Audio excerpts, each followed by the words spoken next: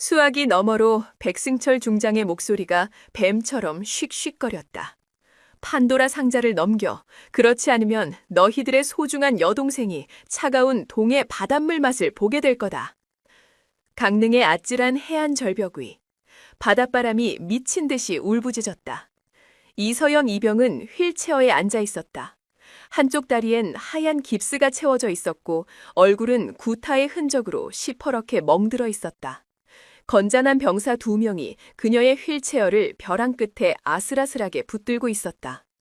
아래에서는 하얀 거풍을 문 파도가 맹렬하게 바위를 집어삼킬 듯이 때렸다.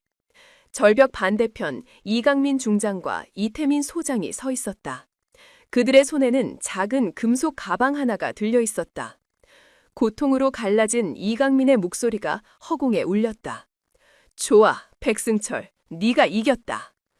그가 신호를 보내자 두 병사는 서연이 탄 휠체어를 앞으로 밀기 시작했다. 자갈 위를 구르는 휠체어 바퀴 소리가 소름 끼치게 절벽 위로 퍼져나갔다. 철원의 아침 햇살은 마치 용광로의 불길처럼 뜨거웠다. 아스팔트 위로 뜨거운 아지랑이가 피어오르는 듯했다. 707 기계화 포병여단, 통칭 활용부대의 정문으로 들어서는 이서연 이병의 뺨 위로 땀방울이 흘러내렸다. 그녀의 어깨에 맨 더플백은 갓 20살이 된 그녀의 야망만큼이나 무거웠다. 하지만 그녀의 눈은 조금의 지친 기색도 없이 오히려 별처럼 반짝였다. 기초 군사훈련을 막 수료한 자부심이 그녀의 굳게 담은 입술과 꼿꼿한 자세에서 배어나왔다. 그녀는 대한민국 육군에서 가장 전설적인 두 장군의 막내동생이었다. 강철 독수리 이강민 중장과 불타는 코브라 이태민 소장. 그 이름만으로도 적에게 공포를, 아군에게는 신뢰를 주는 존재들이었다. 하지만 서연은 그 사실을 철저히 숨겼다. 오빠들의 후광이 아닌 오직 자신의 힘으로 이 험난한 군 생활을 헤쳐나가고 싶었다. 그녀는 진짜 군인이 되고 싶었다. 부대 안으로 첫 발을 내디뎠을 때 서연은 공기 자체가 다르다는 것을 즉시 느꼈다. 숨막히는 긴장감. 마치 거대한 용이 잠들어 숨을 내쉴 때마다 뜨거운 열기를 뿜어내는 동굴에 들어온 것만 같았다. 연병장을 오가는 병사들의 움직임은 기계처럼 절도가 있었지만 그들의 얼굴에는 생기가 없었다. 모두가 약속이라도 한 듯 땅바닥만 쳐다보며 무표정하게 걸었다. 구령 소리와 군화 소리 외에는 어떤 잡담도 들리지 않았다. 이것은 살아있는 유기체가 아닌 거대한 강철 기계의 내부처럼 느껴졌다. 그녀가 배정받은 생활관에 들어서자 먼저 와 있던 동기 몇 명이 그녀를 힐끗 쳐다볼 뿐이었다. 그들의 눈빛에는 환영의 기색 대신 미묘한 경계심과 피로감이 서려 있었다. 서연은 묵묵히 자신의 관물대에 짐을 풀기 시작했다. 그때 옆자리의 한 병사가 조심스럽게 말을 걸어왔다. 그의 목소리는 주변의 공기를 의식하는 듯 거의 속삭임에 가까웠다. 신병인가 보네. 오늘 대대장님 기분이 별로 안 좋아 보이던데 조심하는 게 좋을 거야. 서연이 고개를 돌려 그를 바라보았다. 그의 얼굴은 아직 애땠지만 눈빛은 이미 몇 년은 늙어버린 듯 공허했다. 서연이 무언가 대답하려던 순간이었다. 밖에서 들려오는 날카로운 고함 소리에 생활관 안의 모든 병사들이 얼어붙었다. 전 병력 5분 내로 연병장으로 집합! 그 목소리에는 사람을 복종시키는 차가운 힘이 있었다. 병사들은 거의 반사적으로 자리에서 튀어올렸다. 관물대를 정리하던 손길이 다급해지고 전투복 매무새를 가다듬는 소리가 요란하게 울렸다. 서연 역시 서둘러 동기들을 따라 연병장으로 달려나갔다. 연병장의 열기는 아까보다 훨씬 더 강렬하게 느껴졌다. 수백 명의 병사들이 순식간에 칼 같은 대우를 맞춰 정렬했다. 그 누구도 숨소리 하나 크게 내지 않았다. 그리고 그가 나타났다. 모든 병사들의 시선이 향하는 곳, 대대지휘관 황만석 중령이었다. 그는 크지 않은 키였지만 온몸에서 뿜어져 나오는 위압감은 거구의 장정들을 압도하고도 남았다. 잘 다려긴 전투복은 한치의 구김도 없었고 검은 베레모 아래의 눈은 먹이를 찾는 매처럼 날카롭게 번뜩였다. 그의 얼굴에는 만성적인 불만과 경멸이 조각처럼 새겨져 있었다. 황만석은 천천히, 아주 천천히 병사들의 대열을 훑어보기 시작했다. 그의 발걸음이 멈추는 곳마다 병사들은 숨을 멈췄다. 그의 시선은 마치 채찍과 같아서 스치기만 해도 피부가 따끔거리는 것 같았다. 서연은 마른 침을 삼켰다. 저 사람이 바로 이 지옥 같은 분위기의 근원이라는 것을 직감할 수 있었다. 마침내 황만석의 발걸음은 한 신병 앞에 멈췄다. 그는 갓 20살이 될까 말까한 앳된 얼굴의 병사였다. 극도의 긴장감에 그의 어깨가 미세하게 떨리고 있었다. 황만석은 아무 말 없이 그 병사의 발끝을 내려다보았다. 모두의 시선이 그 병사의 전투화로 향했다. 아무리 봐도 흠잡을 데 없이 깨끗하게 닦여 있었다. 하지만 황만석은 만족하지 않은 모양이었다. 그는 허리를 숙여 손가락으로 전투화의 코 부분을 쓱 문질렀다. 그리고는 자신의 손가락에 묻어난 아주 미세한 먼지를 병사의 눈앞에 들이밀었다. 그의 목소리는 조용했지만 그 안에 담긴 분노는 활화산처럼 들끓었다. 이게 뭐지? 병사의 얼굴이 새하얗게 질렸다. 입술이 파르르 떨렸지만 아무런 대답도 나오지 않았다. 내가 묻고 있잖나 이병. 네 눈엔 이게 먼지로 안 보이나? 황만석이 병사의 턱을 거칠게 잡아들어 올렸다. 그의 눈은 순수한 경멸감으로 가득 차 있었다. 네 눈엔 이게 군화로 보이나? 내 눈엔 그냥 더러운 가죽 덩어리로 보이는데. 군인의 군화는 군인의 정신 그 자체다. 그런데 네 놈의 정신은 이 먼지처럼 썩어 문드러졌군. 모욕적인 언사가 연병장에 울려 퍼졌다. 하지만 그 누구도 심지어 다른 간부들조차 아무 말도 하지 못했다. 그저 굳은 얼굴로 서 있을 뿐이었다. 이것이 바로 화룡부대의 일상이라는 듯이. 황만석은 병사의 턱을 놓아주며 비웃었다. 정신이 썩었으면 몸으로라도 때워야지. 안 그런가? 그는 연병장 전체를 향해 소리쳤다. 저놈에게 군인 정신이 무엇인지 다시 가르쳐줄 필요가 있겠다. 연병장 30바퀴 지금 즉시 실시한다. 30바퀴라는 말에 병사들 사이에서 작게 들릴 듯 말 듯한 탄식이 터져나왔다. 이글거리는 태양 아래 완전 군장을 한 채로 연병장 30바퀴를 도는 것은 단순한 체력 단련이 아니었다. 그것은 인간의 한계를 시험하는 고문과도 같았다. 단지 전투화에 보이지도 않는 먼지 하나가 있었다는 이유만으로. 서연은 자신의 눈을 의심했다. 이것은 군기가 아니었다. 명백한 폭력이자 부조리였다. 그녀의 심장에서 무언가 뜨거운 것이 치밀어 올랐다. 정의감 그리고 분노였다. 그녀는 자신도 모르게 주먹을 꽉 쥐었다. 손톱이 손바닥을 파고드는 아픔이 느껴졌지만 그보다 더한 분노가 그녀를 사로잡았다. 지목당한 병사는 입술을 깨물며 처절한 표정으로 경례를 붙였다. 이병, 김, 민준, 명령 받들겠습니다. 그리고 그는 달리기 시작했다. 뜨겁게 달궈진 아스팔트 위를 군홧발로 내딛는 소리가 연병장에 무겁게 울려 퍼졌다. 한 바퀴, 두 바퀴. 시간이 흐를수록 그의 숨소리는 거칠어졌고 온몸은 땀으로 흠뻑 젖었다. 하지만 황만석은 만족하지 않고 오히려 그 모습을 즐기는 듯한 잔인한 미소를 입가에 걸고 있었다. 그 순간 황만석의 시선이 서연에게로 향했다. 그녀가 주먹을 꽉 쥐고 있는 것을 본 모양이었다. 그의 눈이 가늘어졌다. 그는 천천히 서연에게로 걸어왔다. 서연의 심장이 쿵 하고 내려앉았다. 하지만 그녀는 그의 시선을 피하지 않았다.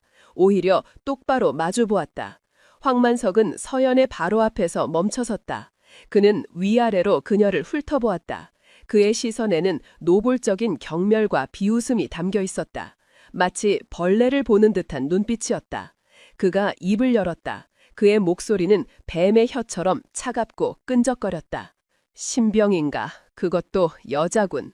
그는 코웃음을 쳤다. 여기가 무슨 소꿉장난하는 곳인 줄 아나 보지? 네 눈빛을 보니 아직도 세상 물정 모르는 것 같군. 불만이 있는 던가? 서연은 입술을 굳게 다물었다.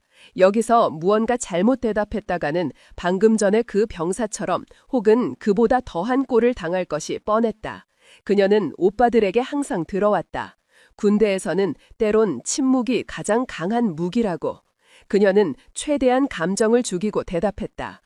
아닙니다. 황만석은 그녀의 얼굴에 자신의 얼굴을 가까이 들이밀었다. 그의 입에서 나는 악취가 역하게 느껴졌다. 명심해라.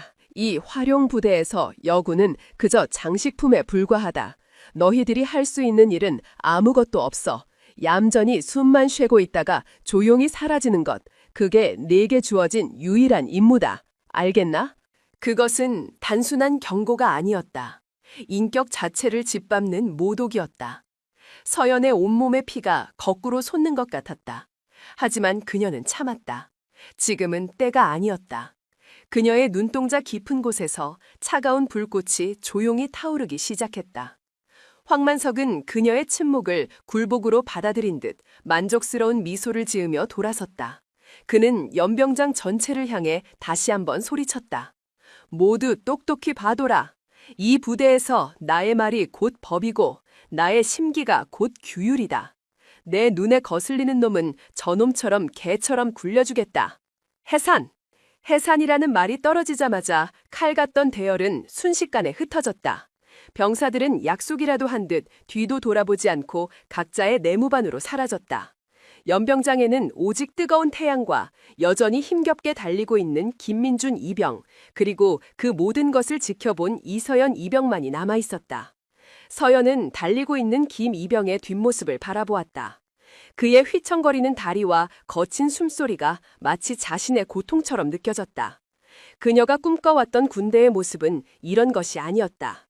정의와 명예, 그리고 전우회가 살아 숨쉬는 곳. 하지만 그녀가 마주한 현실은 부조리와 폭력, 그리고 굴종만이 가득한 활용의 둥지였다. 그녀는 생각했다. 이곳을 바꿔야 한다. 아니, 반드시 바꿔놓고 말겠다. 오빠들의 이름에 기대지 않고 오직 이등병 이서연의 힘으로. 그녀는 하늘의 태양을 노려보았다. 마치 자신의 결심을 맹세하듯. 그녀의 눈빛은 더 이상 갓 자대에 배치된 신병의 것이 아니었다. 그것은 거대한 악의 성체 앞에서 홀로 싸움을 준비하는 전사의 눈빛이었다. 차가운 분노를 가슴 깊이 묻은 채 이서연의 진짜 군 생활은 바로 그 순간 지옥의 문턱에서 시작되고 있었다. 같은 시각 대한민국 국방의 심장부인 서울. 철원의 열기와는 전혀 다른 종류의 차갑고 예리한 긴장감이 흐리고 있었다. 합동참모본부 지하 3층의 B1 벙커. 이곳은 대한민국 군사전략이 탄생하고 결정되는 두뇌와도 같은 곳이었다. 벽면을 가득 채운 거대한 스크린에는 한반도의 위성사진과 각종 데이터들이 쉴 새 없이 깜빡였다. 낮은 서버의 구동음 외에는 어떤 소음도 허용되지 않는 공간. 공기마저도 몇 겹의 필터를 거친 듯 차갑고 인공적인 냄새가 났다. 그 중앙, 긴 회의 테이블 상석에 한 남자가 앉아 있었다. 대한민국 육군 중장 이강민. 그의 별명은 강철 독수리였다. 하늘 위에서 전장 전체를 조망하며 단 하나의 급소만을 노려 정확하게 내리꽂는 독수리처럼 그는 단 한 번의 판단착오도 용납하지 않는 완벽한 전략가였다. 그의 얼굴에는 감정의 변화가 거의 드러나지 않았다. 마치 잘 조각된 석상처럼 굳게 담은 입술과 깊고 차가운 눈은 그가 느끼는 수만 가지 감정을 단 하나의 표정 뒤에 감추고 있었다. 그의 앞에 앉은 별들은 모두 대한민국 육군을 움직이는 핵심 인물들이었다. 하지만 그들 중 누구도 감히 먼저 입을 열지 못했다. 이강민 중장이 주관하는 전략회의는 언제나 이런 식이었다. 불필요한 보고나 감정적인 호소는 철저히 배제되었다. 오직 데이터와 팩트 그리고 냉철한 논리만이 존재할 뿐이었다. 한 중열의 소장이 참지 못하고 입을 열었다. 그는 전열적인 야전 지휘관 스타일로 목소리가 크고 다혈질이었다. 그가 주먹으로 테이블을 내리치며 목소리를 높였다. 북한 놈들이 NLL을 또다시 침범했습니다. 이번에는 그냥 경고 사격으로 끝나서는 안 됩니다. 본때를 보여줘야 합니다, 중장님. 회의실의 공기가 순간 팽팽하게 당겨졌다. 몇몇 장성들이 동조하는 듯 고개를 끄덕였다. 하지만 이강민은 미동도 하지 않았다. 그는 스크린에 떠있는 항적 데이터를 응시할 뿐이었다. 그의 침묵이 길어질수록 회의실의 긴장감은 더욱 고조되었다. 한참의 침묵 끝에 그가 마침내 입을 열었다. 그의 목소리는 크지 않았지만 벙커 전체를 지배하는 힘이 있었다. 김 소장. 그는 소장을 쳐다보지도 않고 말했다. 자네가 본때를 보여준다는 게 구체적으로 뭐지? 김 소장이 잠시 말문이 막혔다. 그것은 적어도 우리 함정 한 척을 동원해서라도 놈들의 경비정을 밀어내야 한다는. 이강민의 목소리가 그의 말을 잘랐다. 얼음처럼 차가운 목소리였다. 적 경비정의 예상 퇴각 루트 뒤편 해안포 부대의 움직임이 위성으로 감지됐다. 자네가 함정을 움직이는 순간 그들은 기다렸다는 듯이 포문을 열겠지. 그들의 의도는 명백해. 우리의 성급한 대응을 유도해서 국지전을 일으키고 그걸 빌미로 협상 테이블에서 우위를 점하려는 속셈이다. 그는 자리에서 일어나 거대한 스크린 앞으로 걸어갔다. 그의 손가락이 스크린 위에 한 점을 가리켰다. 우리가 노려야 할 것은 저 경비정이 아니야. 저들의 의도 그 자체를 부숴버려야 한다. 그는 뒤를 돌아 장성들을 차갑게 쏘아보았다. 지금 즉시 동해함대 기동훈련을 서해상으로 전개하도록. 훈련 구역은 저들의 해안포 사거리 바로 바깥이다. 우리가 국지전에 대응할 의지가 없는 게 아니라 전면전도 불사할 준비가 되어 있다는 것을 보여주는 거다. 도발에는 더 큰 압박으로 대응한다. 그게 내 원칙이다. 회의실 안에는 완전한 침묵이 흘렀다. 감정적인 분노 대신 차가운 전략으로 적의 허를 찌르는 그의 판단에 그 누구도 이의를 제기하지 못했다. 강철 독수리라는 별명이 왜 그에게 붙었는지를 다시 한번 실감하는 순간이었다. 회의가 끝나고 장성들이 모두 빠져나간 텅 빈 벙커. 이강민은 홀로 남아 스크린을 바라보았다. 방금 전까지 수십만 대군의 움직임을 결정하던 냉철한 전략가의 얼굴은 사라지고 깊은 고뇌에 잠긴 한 남자의 얼굴이 드러났다. 그는 품 안에서 스마트폰을 꺼냈다. 화면에는 앳된 얼굴의 여군 하나가 환하게 웃고 있는 사진이 있었다. 그의 막내 동생 서연이었다. 그는 사진을 엄지손가락으로 부드럽게 쓸어보았다. 그의 차가운 눈빛에 아주 잠깐 따뜻한 감정이 스쳐 지나갔다. 그녀가 들어간 707 포병여단, 그곳의 지휘관이 황만석 중령이라는 것을 그는 알고 있었다. 좋지 않은 소문이 꼬리표처럼 따라다니는 인물이었다. 하지만 그는 동생의 선택을 존중했다. 스스로의 힘으로 일어서고 싶다는 그 고집을 꺾을 수 없었다. 그는 그저 멀리서 그녀가 자신만의 하늘을 날아오르기를 기도할 뿐이었다. 하지만 그의 마음 한구석에는 불안의 그림자가 짙게 깔려 있었다. 마치 잔잔한 수면 아래 소용돌이 치는 압류처럼. 한편 서울에서 멀리 떨어진 포천의 승진훈련장. 이곳의 공기는 합동참모본부와는 정반대의 것으로 가득 차 있었다. 축축한 흙냄새와 코를 찌르는 화양 연기, 그리고 강철이 부딪히는 굉음. K2 흑표전차 수십 대가 지축을 울리며 기동하고 있었고 산 너머에서는 K9 자주포의 보성이 천둥처럼 울려 퍼졌다. 실탄 사격 훈련이 한창이었다. 한 지휘통제 장갑차 위에서 한 남자가 쌍안경으로 훈련 상황을 지켜보고 있었다. 대한민국 육군소장 이태민. 이강민 중장의 하나뿐인 동생이자 불타는 코브라라는 별명으로 더 유명한 야전 지휘관이었다. 독수리인 형이 하늘에서 전쟁을 지휘한다면 코브라인 그는 땅 위에서 가장 빠르고 맹렬하게 적의 심장을 물어뜯는 존재였다. 그의 전투복은 흙먼지로 뒤덮여 있었고 이마에는 굵은 땀방울이 흘러내렸다. 그의 눈은 전장의 열기처럼 뜨겁게 타오르고 있었다. 그가 갑자기 쌍안경을 내리며 무전기에 대고 고함을 질렀다. 그의 목소리는 포성에도 지지 않을 만큼 우렁찼다. 알파 탱고, 지금 니놈들 기동 각도가 10도나 틀어졌어. 적 대전차 미사일에 좋은 먹잇감이 되고 싶은 거냐? 당장 각도 수정해. 그의 불호령에 전차의 움직임이 즉시 수정되었다. 그는 책상 위에서의 작전 계획보다 현장에서의 직감과 판단을 더 신뢰했다. 그의 지휘 아래 부대는 마치 하나의 거대한 생물처럼 유기적으로 움직였다. 공격은 불꽃처럼 타올랐고 방어는 강철의 벽과도 같았다. 그의 부하들은 그를 두려워했지만 동시에 절대적으로 신뢰했다. 그는 부하들을 극한까지 몰아붙였지만 전투가 벌어지면 가장 먼저 앞장서서 총알을 막아주는 지휘관이었기 때문이다. 훈련이 끝나고 모든 병력이 굉음을 멈췄다. 이태민은 장갑차에서 뛰어내려 땀과 먼지로 범벅이 된 부하들에게로 걸어갔다. 그는 방금 전까지 호랑이처럼 포효하던 사람이라고는 믿기지 않을 만큼 호탕하게 웃으며 한 병사의 어깨를 툭 쳤다.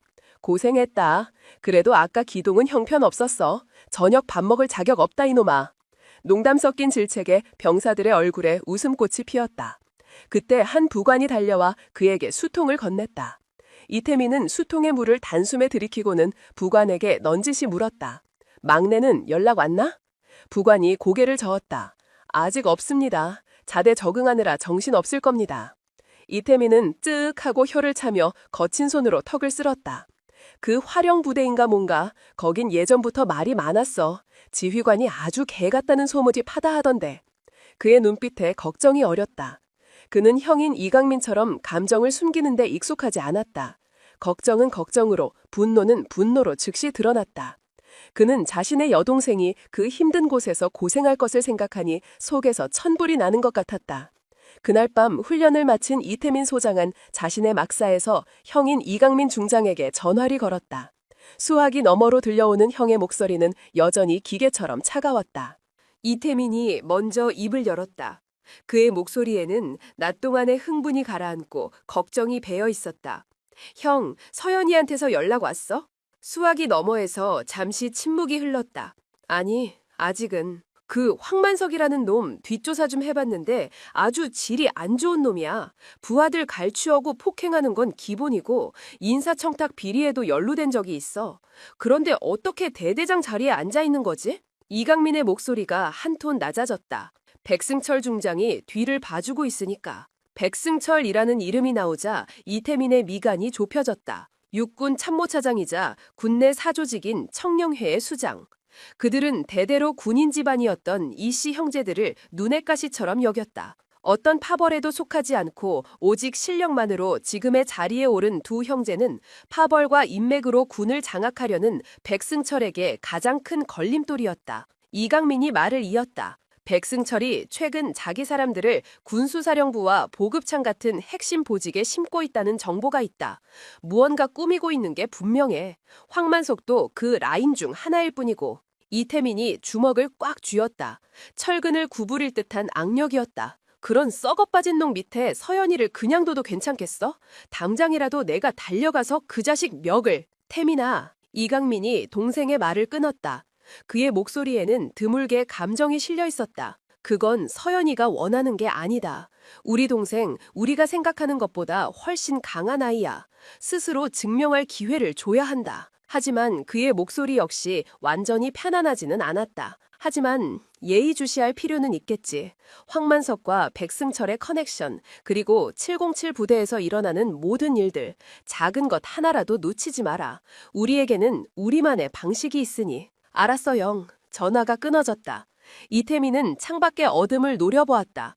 그의 눈은 먹이를 발견한 코브라처럼 번뜩이고 있었다. 만약 누군가 자신의 동생을 건드린다면 그게 누구든 어떤 직책에 있든 그는 기꺼이 동리를 박아놓을 준비가 되어 있었다. 서울의 차가운 벙커와 포천의 뜨거운 훈련장. 두 명의 장군은 서로 다른 장소에서 같은 하늘 아래 하나의 목표를 공유하고 있었다. 그것은 국가를 지키는 군인의 사명이자 하나뿐인 여동생을 지키려는 오빠의 본능이었다. 그리고 그들의 예감대로 그들이 우려하던 어둠의 그림자는 이미 동생 서연의 발밑까지 서서히 다가오고 있었다. 거대한 폭풍이 조용히 그 송곳니를 드러내기 시작하고 있었다. 시간이 흐르면서 이서연은 활용부대의 생리를 점차 파악하게 되었다. 이곳은 두 개의 세계로 나뉘어 있었다. 낮의 세계는 땀과 규율, 그리고 엄격한 훈련으로 이루어져 있었다. 하지만 해가 지고 그림자가 길어지면 밤의 세계가 고개를 들었다. 그것은 침묵과 공포, 그리고 은밀한 거래로 이루어진 세계였다. 황만석 중령은 그 두 세계 모두를 지배하는 폭군이었다. 서연은 일부러 눈에 띄지 않으려 노력했다. 훈련 시간에는 누구보다 악착같이 훈련에 임했고 내무 생활에서는 묵묵히 자신의 임무를 수행했다. 그녀의 뛰어난 체력과 빠른 습득 능력은 몇몇 선임들의 눈에 띄었지만 그녀는 결코 자신을 드러내지 않았다. 그녀는 관찰자였다. 거대한 기계의 톱니바퀴 하나가 되어 조용히 돌아가면서 이 기계가 어디서부터 삐걱거리고 있는지를 살피고 있었다. 이상한 점은 한두 가지가 아니었다. 그중 가장 그녀의 신경을 거슬리게 했던 것은 최신의 K9 자주포의 잦은 고장이었다. 활용부대는 최우선 보급부대로 항상 최고의 장비를 지급받았다. 하지만 어찌된 일인지 갓 배치된 신형 자주포들이 정밀부품 결함이라는 이유로 외부 정비창으로 반출되는 일이 유독 잦았다. 더 이상한 것은 외부로 나갔다 돌아온 자주포들은 어딘가 모르게 성능이 미묘하게 저하된 것처럼 느껴진다는 점이었다. 포탄 발사 후 재장전 시간이 미세하게 길어지거나 사격 통제 시스템에 알 수 없는 오류가 간헐적으로 발생했다. 하지만 이런 문제들은 모두 사소한 소프트웨어 충돌 정도로 보고되고 묻혀버렸다. 마치 누군가가 의도적으로 진실을 덮으려는 것처럼. 서연은 조용히 자신만의 기록을 만들기 시작했다. 자주포가 반출되는 날짜, 차량 번호, 그리고 반출 사유. 그녀는 누구에게도 말하지 않고 자신의 작은 수첩에 그 모든 것을 빼곡하게 적어내려갔다. 그것은 어둠 속에서 조용히 증거를 수집하는 외로운 싸움의 시작이었다. 그러던 어느 날 그녀에게 예상치 못한 조력자가 나타났다. 그녀의 이름은 박지수 하사였다. 보급부대에서 근무하는 그녀는 조용하고 내성적인 성격 탓에 부대 내에서 거의 존재감이 없는 인물이었다. 하지만 서연은 그녀의 눈빛에 숨겨진 깊은 슬픔과 분노를 보았다. 황만석 중령은 공식적인 자리에서는 여군을 장식품 취급하며 무시했지만 아무도 보지 않는 곳에서는 추악한 본색을 드러냈다. 박 하사는 그의 은밀한 괴롭힘과 성희롱의 주된 피해자 중 한 명이었다. 그녀는 저항하지 못했고 그저 모든 것을 속으로 사귀며 하루하루를 버티고 있었다. 서연은 의도적으로 박 하사에게 접근했다. 처음에는 단순히 식사 시간에 옆자리에 앉아 말을 거는 정도였다. 선임하사님, 오늘 식사 정말 맛있지 않습니까? 훈련이 고되긴 한데 그래도 이렇게 맛있는 밥 먹을 때가 제일 행복한 것 같습니다. 박 하사는 처음에는 경계했다.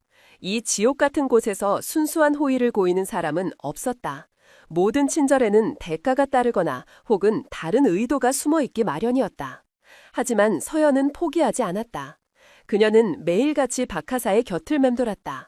힘든 훈련이 끝나면 조용히 물 한 통을 건네기도 하고 그녀가 무거운 보급품 상자를 옮길 때면 말없이 다가와 함께 들어주었다.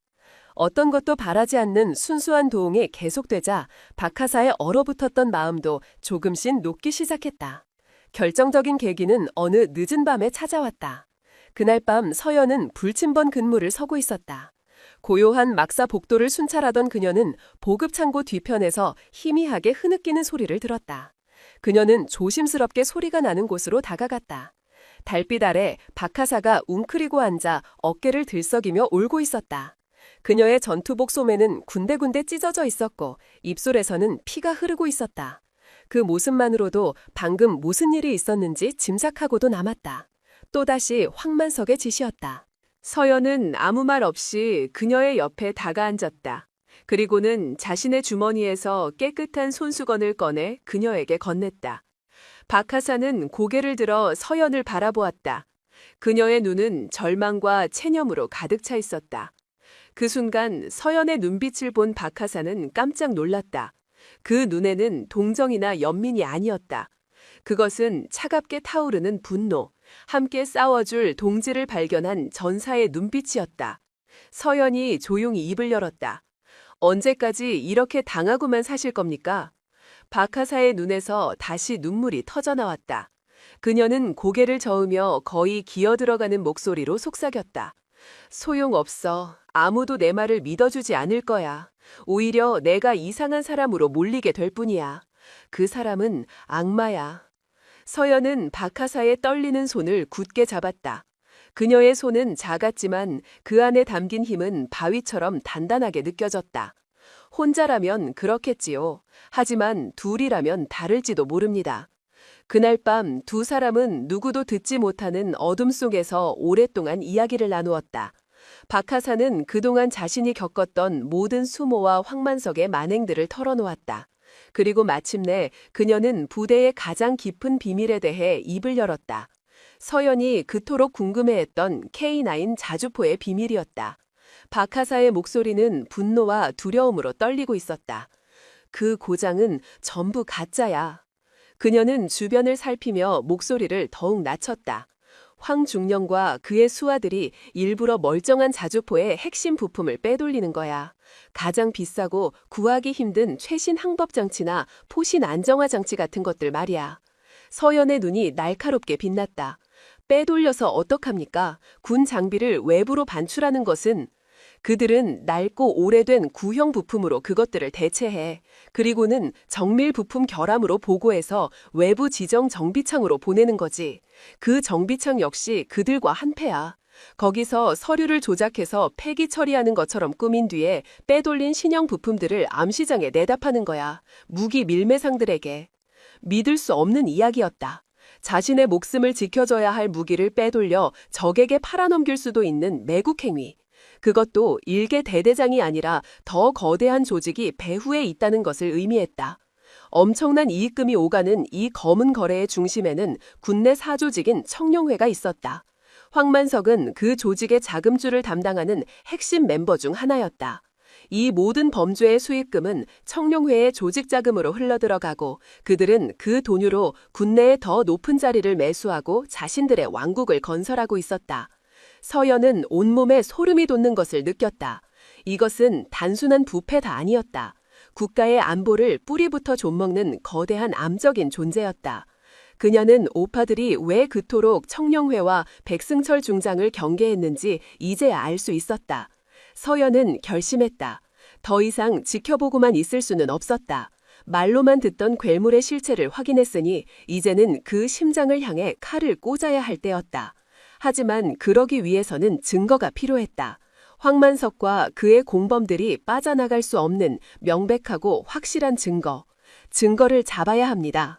서연의 목소리는 강철처럼 단단했다. 박하사가 겁에 질린 눈으로 그녀를 바라보았다. 미쳤어? 어떻게? 잡히기라도 하면 우린 정말 죽을지도 몰라. 이대로 가만히 있으면 어차피 죽은 거나 마찬가지입니다. 선임 하사님은 평생 그 인간의 놀이개로 살고 저는 아무것도 못 본 척 비겁자로 살아야 합니다. 저는 그렇게는 못합니다. 서연은 박하사의 눈을 똑바로 바라보았다. 제가 앞장서겠습니다. 선임 하사님은 저를 도와주시기만 하면 됩니다. 그들이 부품을 교체하는 현장을 덮치는 겁니다. 박하사는 오랫동안 망설였다. 그녀의 마음속에서 공포와 용기가 치열하게 싸우고 있었다. 하지만 결국 그녀는 서연의 손을 마주잡았다. 매일 밤 절망 속에서 죽음만을 생각하던 그녀에게 서연의 존재는 어둠 속에서 발견한 한 줄기 빛과도 같았다. 그녀는 처음으로 용기를 내보기로 결심했다. 두 사람의 비밀스러운 공조가 시작되었다. 보급부대에서 근무하는 박하사는 자신의 직책을 이용해 부품 교체가 이뤄지는 날짜와 장소에 대한 정보를 빼내기 시작했다. 그것은 목숨을 건 도박이었다. 보안 서류에 접근할 때마다 그녀의 심장은 터질 듯이 뛰었고 등에서는 식은땀이 흘러내렸다. 마침내 D-Day가 정해졌다. 다음 주 수요일 낮 3번 정비창고에서 새로운 자주포 2대의 부품 교체 작업이 있을 예정이었다. 그날은 마침 부대 전체가 대규모 정신교육에 동원되는 날이었다. 황만석은 모두의 신경이 다른 곳에 쏠린 틈을 타 자신의 범죄를 실행하려 했던 것이다. 그들에게는 완벽한 기회였지만 서연과 박하사에게도 마찬가지였다. 두 사람은 며칠에 걸쳐 치밀하게 계획을 세웠다. 정신교육이 시작되면 두 사람은 복통을 핑계로 의무실로 향한다. 그리고 의무실 뒤편의 창문을 통해 빠져나와 감시가 소홀한 부대 뒤쪽의 샛길을 이용해 3번 정비창고로 잠입한다. 그들의 손에는 군용으로 지급된 소형 디지털 카메라가 들려 있을 것이다.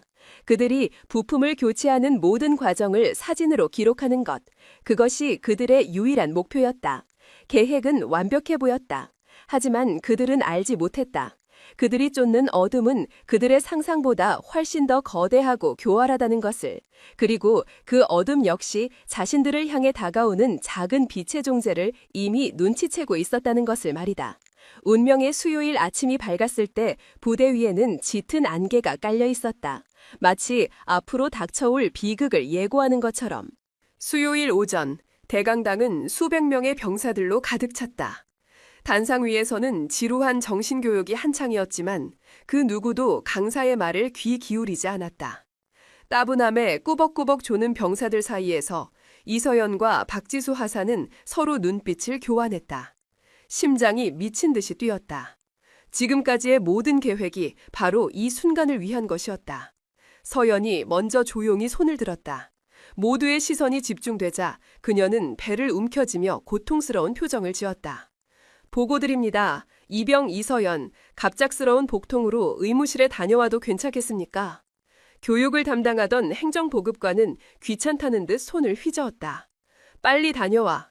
서연이 자리에서 일어나 강당을 빠져나가자 몇 분 뒤 박하사 역시 똑같은 핑계로 뒤를 따랐다. 두 사람이 강당을 벗어나 인적이 드문 복도에서 마주쳤을 때 그들의 얼굴에는 긴장감이 역력했다. 계획대로였다. 하지만 동시에 너무나도 순조로운 이 상황이 오히려 불길하게 느껴졌다. 두 사람은 의무실로 향하는 척하다가 건물의 모퉁이를 돌아 아무도 보지 않는 곳에서 멈췄다. 예정대로 의무실 뒤편의 작은 창문을 통해 부대 후방으로 빠져나왔다. 3번 정비창고는 부대 가장 외진 곳에 위치해 있었다. 평소에는 인적이 거의 없는 곳이었지만 그날따라 주변은 이상할 정도로 고요했다. 마치 폭풍전야처럼. 창고의 육중한 철문은 굳게 닫혀 있었지만 옆에 달린 작은 쪽문이 살짝 열려 있었다. 함정일지도 모른다는 생각이 뇌리를 스쳤지만 이제 와서 물러설 수는 없었다. 서연과 박하사는 숨을 죽인 채 삐걱거리는 쪽문을 열고 안으로 들어갔다. 창고 내부는 거대하고 어두웠다. 높은 천장에 작은 창문으로 들어오는 희미한 빛만이 먼지가 가득한 공기를 가로지르고 있었다. 그들의 눈앞에는 위홍을 자랑하는 K9 자주포 2대가 서 있었다. 그리고 그 옆에서 4명의 남자가 분주하게 움직이고 있었다. 황만석 중령과 그의 신복으로 보이는 부사관 3명이었다. 그들은 주변을 전혀 경계하지 않는 듯 자신들의 작업에만 몰두하고 있었다. 자주포의 내부 장갑이 열려 있었고 그 안에서 복잡하게 얽힌 기계 부품들이 모습을 드러내고 있었다. 한 부사관이 막 떼어낸 듯한 은색의 정밀 부품을 조심스럽게 들어올렸다. 최신형 항법장치였다. 그는 그것을 옆에 준비된 특수 상자에 넣고 대신 녹슬고 낡은 구형 부품을 그 자리에 끼워 넣었다. 모든 것이 박하사가 말한 그대로였다. 서연은 박하사에게 눈빛을 보냈다. 박하사는 떨리는 손으로 품 안에서 소형 디지털 카메라를 꺼냈다. 서연은 녹슨 드럼통 뒤에 몸을 숨기고 박하사는 그 뒤에서 렌즈를 그들의 범죄 현장으로 향했다. 찰칵. 셔터 소리는 아주 작았지만 고요한 창고 안에서는 천둥처럼 크게 들리는 것 같았다. 다행히 작업에 열중하던 그들은 듣지 못한 듯했다. 박하사는 계속해서 셔터를 눌렀다. 그들의 얼굴, 부품을 교체하는 손, 신형 부품과 구형 부품의 모습, 그리고 상자에 적힌 일련 번호까지 모든 것이 빠짐없이 카메라에 담기고 있었다. 이제 이것만 있으면 이 거대한 악의 고리를 끊어낼 수 있다. 그렇게 생각한 순간이었다. 거기서 뭐 하는 거지? 등 뒤에서 들려온 얼음처럼 차가운 목소리. 서연과 박하사는 온몸이 굳어버렸다. 천천히, 아주 천천히 고개를 돌렸다. 어둠 속에서 입에 비릿한 미소를 문 한 남자가 걸어 나오고 있었다. 황만석의 또 다른 신복 김 상사였다. 그는 처음부터 문 옆의 어둠 속에 숨어 그들을 기다리고 있었던 것이다. 이 모든 것이 함정이었다. 김 상사의 외침에 황만석과 다른 부사관들도 모두 작업을 멈추고 이쪽을 돌아보았다. 그들의 얼굴에 떠오른 것은 당황이 아니었다. 오히려 올 것이 왔다는 듯 잔인하고 비열한 미소였다. 황만석이 천천히 그들에게 다가왔다. 그의 손에는 묵직한 쇠 파이프가 들려 있었다. 그는 겁에 질려 새하얗게 변한 박하사의 얼굴을 보며 혀를 찼다. 박하사, 내가 그렇게 잘해줬는데 은혜를 이런 식으로 갚는 건가? 역시 암캐는 매가약인데 말이야. 그의 시선이 서연에게로 향했다. 그의 눈은 사리로 번뜩였다. 그리고 너, 이등병 주제에 간도 크군. 어디서부터 잘못된 걸까? 네 그 건방진 눈빛을 처음 봤을 때 바로 밟아줬어야 했는데. 박하사가 공포에 질려 뒷걸음질 치다가 비명을 질렀다. 오지 마세요. 그녀는 손에 든 카메라를 마치 무기처럼 꽉 쥐었다. 이 안에 당신들의 범죄 증거가 다 들어있어. 당장 길을 비키지 않으면. 황만석은 그 말을 듣고 박장대소했다. 마치 세상에서 가장 웃긴 농담을 들은 사람처럼. 증거? 하하, 그래, 그게 바로 우리가 원하던 거다. 그 말이 끝나기가 무섭게 뒤에 있던 부사관 한 명이 번개처럼 달려들어 박하사의 손에서 카메라를 낚아챘다. 그리고 다른 한 명은 망설임 없이 박하사의 복부를 군홧발로 걷어찼다. 억! 박하사는 짧은 비명과 함께 바닥으로 쓰러졌다. 그녀는 그대로 정신을 잃었다. 박하사님! 서연이 비명을 지르며 쓰러진 박하사에게 달려가려 했지만 김 상사가 그녀의 머리채를 거칠게 잡아챘다. 두피가 뜯겨나가는 듯한 고통에 서연의 눈앞이 아찔해졌다. 황만석은 바닥에 떨어진 카메라를 주워들었다. 그는 유유히 메모리 카드를 뽑아내더니 그것을 바닥에 던지고 군홧발로 가차없이 짓밟아 버렸다. 산산조각이 난 메모리 카드는 그들의 마지막 희망의 파편과도 같았다. 이제 증거는 사라졌군. 황만석은 서연의 턱을 잡아 강제로 들어올렸다. 그의 눈은 순수한 광기로 번들거렸다. 니년이 우리에게 아주 좋은 명분을 만들어줬어. 군사 기밀을 외부로 유출하려던 스파이, 현장 검거, 아주 그림이 좋지 않나? 저기 쓰러진 박하사는 너에게 포섭당한 공범이고 시나리오가 어때? 마음에 드나? 서연은 치가 떨리는 분노에 입술을 깨물었다. 짐승 같은 놈. 그녀의 그 한마디가 황만석의 마지막 이성의 끈을 끊어버렸다. 그의 얼굴이 흉측하게 일그러졌다. 그는 들고 있던 쇠파이프를 휘둘러 서연의 다리를 내리쳤다. 쩍! 하는 둔탁한 소리와 함께 지옥 같은 고통이 서연의 온몸을 관통했다. 그녀는 비명조차 지르지 못하고 그대로 무너져 내렸다. 다리의 감각이 사라졌다. 부러진 뼈가 살을 뚫고 나올 것 같은 끔찍한 통증에 눈앞이 캄캄해졌다. 하지만 황만석의 분노는 거기서 끝나지 않았다. 그는 쓰러진 서연의 배를 걷어차고 머리채를 잡고 시멘트 바닥에 내동댕이 쳤다. 그의 부하들도 가세했다. 그들은 서연을 둘러싸고 무자비한 폭력을 퍼부었다. 군화에 짓밟히고 주먹에 얻어맞았다. 갈비뼈가 부서지는 느낌이 들고 입에서는 비릿한 피맛이 느껴졌다. 의식이 점차 흐릿해졌다.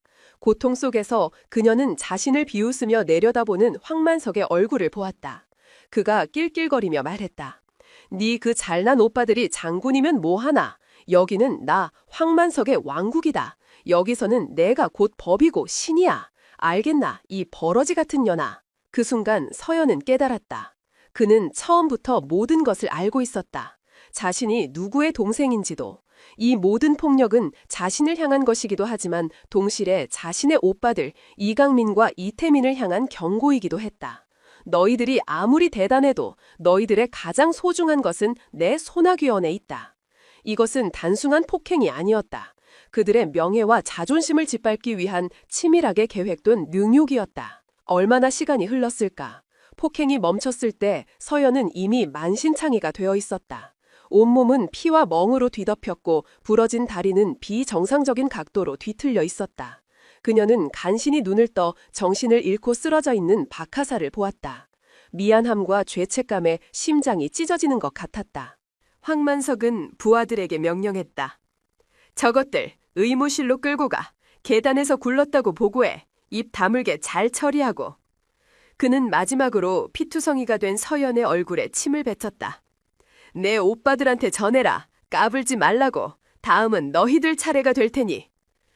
부하들이 서연과 박하사를 짐짝처럼 질질 끌고 창고를 나섰다. 차가운 시멘트 바닥에 붉은 핏자국이 길게 이어졌다.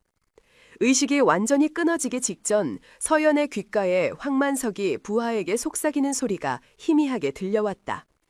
백장군님께 보고드려. 계획대로 쥐새끼 2마리 완벽하게 처리했다고. 그것이 그녀가 들은 마지막이었다. 깊고 깊은 어둠 속으로 그녀는 끝없이 추락했다. 희망도 정의도 그 무엇도 존재하지 않는 완전한 절망의 나락으로. 그녀 생애 최악의 날이었다. 오빠들의 이름이 아닌 자신의 힘으로 일어서고 싶었던 한 젊은 군인의 꿈이 무참하게 짓밟히는 순간이었다. 그녀 생애 최악의 날이었다. 합동참모본부 B1 벙커. 이강민 중장은 평소와 다름없이 거대한 스크린 앞에 서 있었다. 그의 얼굴은 여전히 감정을 읽을 수 없는 가면처럼 차가웠다. 하지만 그의 내면에서는 그 자신조차 정체를 알 수 없는 불길한 예감이 검은 폭풍처럼 휘몰아치고 있었다. 그는 이유 없이 자꾸만 동생 서연의 얼굴이 떠올랐다. 아침부터 오른쪽 눈꺼풀이 성가시게 떨려왔다. 그때였다. 그의 책상 위에 놓여있던 직통전화기의 붉은 램프가 깜깜였다. 합참회의장이나 국방부 장관 같은 최상급 지휘관의 긴급 호출을 의미하는 전화였다. 하지만 전화를 건 사람은 뜻밖의 인물이었다. 707 포병 여단, 화룡부대의 여단장이었다. 그의 목소리는 어딘가 모르게 부자연스럽고 긴장되어 있었다. 충성, 중장님께 보고드립니다. 여단장 대령 김성환입니다. 이강민은 아무 말 없이 수화기를 들고 있었다. 그의 침묵은 상대방을 압박하는 가장 강력한 무기였다. 여단장의 목소리가 더욱 떨려왔다. 중장님, 다름이 아니오라. 중장님의 동생 되시는 이서연 이병이 부대 내에서 작은 사고를 당했습니다. 사고라는 단어가 이강민의 뇌리에 비수처럼 박혔다. 그의 심장이 차갑게 내려앉았다. 하지만 그의 목소리는 여전히 기계처럼 평온했다. 자세히 보고하도록. 네, 그게 오늘 오전 생활관 계단을 내려오던 중 발을 헛디뎌 구르는 바람에 다리에 골절상을 입고 현재 부대 의무실에 입원 중입니다. 생명에는 전혀 지장이 없습니다. 너무 걱정하지 않으셔도. 이강민은 그의 변명을 끝까지 듣지 않았다. 계단에서 굴렀다고? 기초군사훈련을 전체 수석으로 통과한 그 누구보다 신체 능력이 뛰어난 서연이가 고작 계단에서 발을 헛디뎠다고? 말이 되지 않았다. 말의 냄새가 수화기 너머로 진동했다. 그의 목소리가 칼날처럼 날카로워졌다. 여단장, 자네 지금 나에게 거짓을 고하고 있나? 네? 아닙니다. 중장님, 절대 내가 직접 확인하겠다. 이강민은 일방적으로 전화를 끊었다. 그는 즉시 자신의 동생 이태민 소장에게 전화를 걸었다. 포천훈련장에서 막 전술훈련을 마친 이태민은 땀으로 흠뻑 젖은 채 전화를 받았다. 형의 다급한 목소리를 듣는 것은 거의 처음 있는 일이었다. 서연이에게 문제가 생겼다. 지금 즉시 707 부대로 이동한다. 자세한 설명은 필요 없었다. 서연이라는 이름 하나만으로도 충분했다. 이태민의 눈빛이 순식간에 차갑게 변했다. 방금 전까지 부하들과 농담을 주고받던 호탕한 지휘관의 모습은 온데간데 없었다. 그의 안에는 잠자던 야수가 불타는 코브라가 깨어나고 있었다. 알았어 형, 바로 출발하지. 거기서 봐. 2대의 검은색 지휘 차량이 서울과 포천에서 동시에 출발했다. 대한민국 육군에서 가장 강력한 권력을 가진 두 형제, 강철 독수리와 불타는 코브라가 그들의 유일한 영린, 막내 동생이 있는 곳을 향해 질주하기 시작했다. 그들의 분노를 싣고 달리는 차량은 마치 먹이를 향해 돌진하는 2마리의 맹수와도 같았다. 2시간 후 철원의 707 포병여단, 부대 정문 위병소의 병사들은 눈앞의 광경을 믿을 수 없었다. 육군 중장과 소장을 상징하는 별판을 단 2대의 지휘 차량이 거의 경주를 하듯 동시에 부대로 들어섰기 때문이었다. 사전에 아무런 연락도 없었던 두 최고 지휘관의 갑작스런 방문, 부대 전체에 비상이 걸렸다. 여단장과 황만석 중령을 비롯한 부대 간부들이 혼비백산하여 연병장으로 달려나왔다. 차에서 내린 이강민과 이태민의 얼굴은 얼음장처럼 차가웠다. 그들에게서는 감히 평범한 군인들이 범접할 수 없는 살기마저 느껴졌다. 여단장이 땀을 뻘뻘 흘리며 경례를 붙였다. 충성, 중장님, 소장님, 어인일로. 이강민은 그의 경례를 받지도 않고 그의 어깨를 밀며 지나갔다. 서연이는 어디 있나? 그 한마디에 황만석의 얼굴이 순간 굳어졌다. 하지만 그는 이내 능숙한 연기자의 얼굴로 표정을 바꿨다. 그는 앞으로 나서며 과장된 안타까움을 연기했다. 아이고, 중장님, 소장님, 제가 바로 대대장 황만석 중령입니다. 이서연 이병의 일은 정말 안타깝게 생각합니다. 제가 조금만 더 신경 썼더라면 이런 불상사가 없었을 텐데. 이태민은 그의 말을 듣고 있지 않았다. 그의 불타는 눈은 오직 황만석의 얼굴을 꿰뚫을 듯이 쳐다보고 있었다. 야수의 직감이었다. 그는 눈앞에 저 비열하게 생긴 남자가 모든 일의 원흉이라는 것을 본능적으로 느끼고 있었다. 그들은 곧바로 의무실로 향했다. 의무실 문을 열자 코를 찌르는 소독약 냄새와 함께 침대에 누워있는 서연의 모습이 눈에 들어왔다. 그 모습을 본 순간 이강민의 차가운 가면에도 처음으로 미세한 균열이 생겼다. 이태민은 자신도 모르게 신음을 터뜨렸다. 서연의 모습은 처참했다. 얼굴은 시퍼렇게 멍들고 퉁퉁 부어올라 원래의 모습을 거의 알아볼 수 없었다. 입술은 터져 있었고 한쪽 다리는 하얀 깁스를 한 채 공중에 매달려 있었다. 전투복 소매 밖으로 드러난 팔뚝에는 무언가에 강하게 붙잡힌 듯 선명한 손자국 모양의 멍이 들어 있었다. 이것이 어딜 봐서 계단에서 굴러서 생긴 상처란 말인가. 이것은 명백한 무자비한 폭력의 흔적이었다. 서연은 두 오빠의 모습을 보고 깜짝 놀라 자리에서 일어나려 했다. 하지만 부러진 다리의 극심한 고통에 그녀는 다시 침대 위로 쓰러졌다. 그녀의 눈에 두려움이 가득했다. 자신 때문에 오빠들이 곤란한 상황에 처하게 될까봐 두려워하는 눈빛이었다. 이강민이 조용히 서연의 침대 곁으로 다가갔다. 그는 아무 말 없이 거친 손으로 동생의 헝클어진 머리를 부드럽게 쓰다듬었다. 그의 눈빛이 미세하게 떨리고 있었다. 괜찮다. 이제 괜찮아.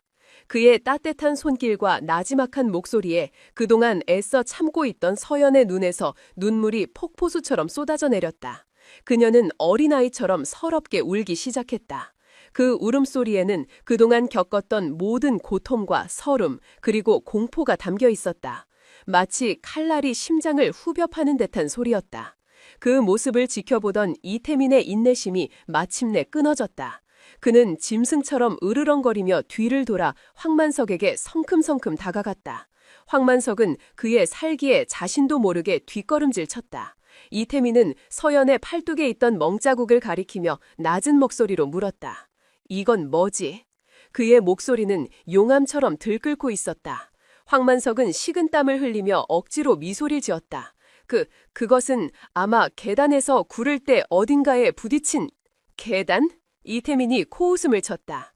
네 놈의 눈에는 이게 계단에 부딪힌 자국으로 보이나?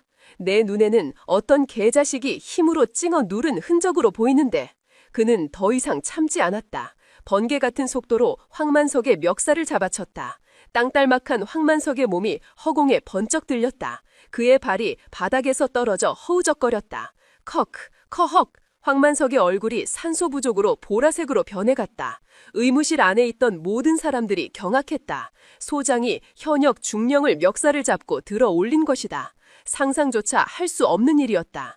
여단장이 기겁하며 달려와 이태민을 말렸다. 소장님, 진정하십시오. 이러시면 안 됩니다. 하지만 이태민은 아무것도 들리지 않았다. 그의 눈은 오직 죽음의 공포에 질린 황만석의 얼굴에 고정되어 있었다. 말해, 네 놈이 그랬나? 네 놈이 내 동생을 이 꼴로 만들었어? 바로 그때였다. 침묵을 지키고 있던 이강민이 움직였다. 그는 동생의 어깨에 조용히 손을 얹었다. 태민아, 그만. 그의 목소리는 차가웠지만 그 안에는 동생을 말리는 힘이 있었다. 이태민은 형의 얼굴을 한번 쳐다보고는 젠장 하고 욕설을 뱉으며 황만석을 바닥에 내동댕이 쳤다. 황만석은 바닥에 나뒹굴며 콜록콜록 기침을 해댔다. 이 순간 의무실에 있던 모든 병사들과 간부들의 머릿속에 하나의 사실이 번개처럼 스쳐 지나갔다. 이서연 이병. 대한민국 육군을 대표하는 두 명의 전설적인 장군, 이강민 중장과 이태민 소장의 하나뿐인 동생. 그녀의 정체가 밝혀지는 순간이었다. 모두의 얼굴이 경악과 충격으로 물들었다. 그동안 그들이 무시하고 멸시했던 신병이 감히 하늘처럼 우러러보던 두 장군의 동생이었다니. 황만석 역시 뒤늦게 모든 상황을 파악하고 얼굴이 새하얗게 질렸다. 그는 바닥에 주저앉은 채 벌벌 떨기 시작했다.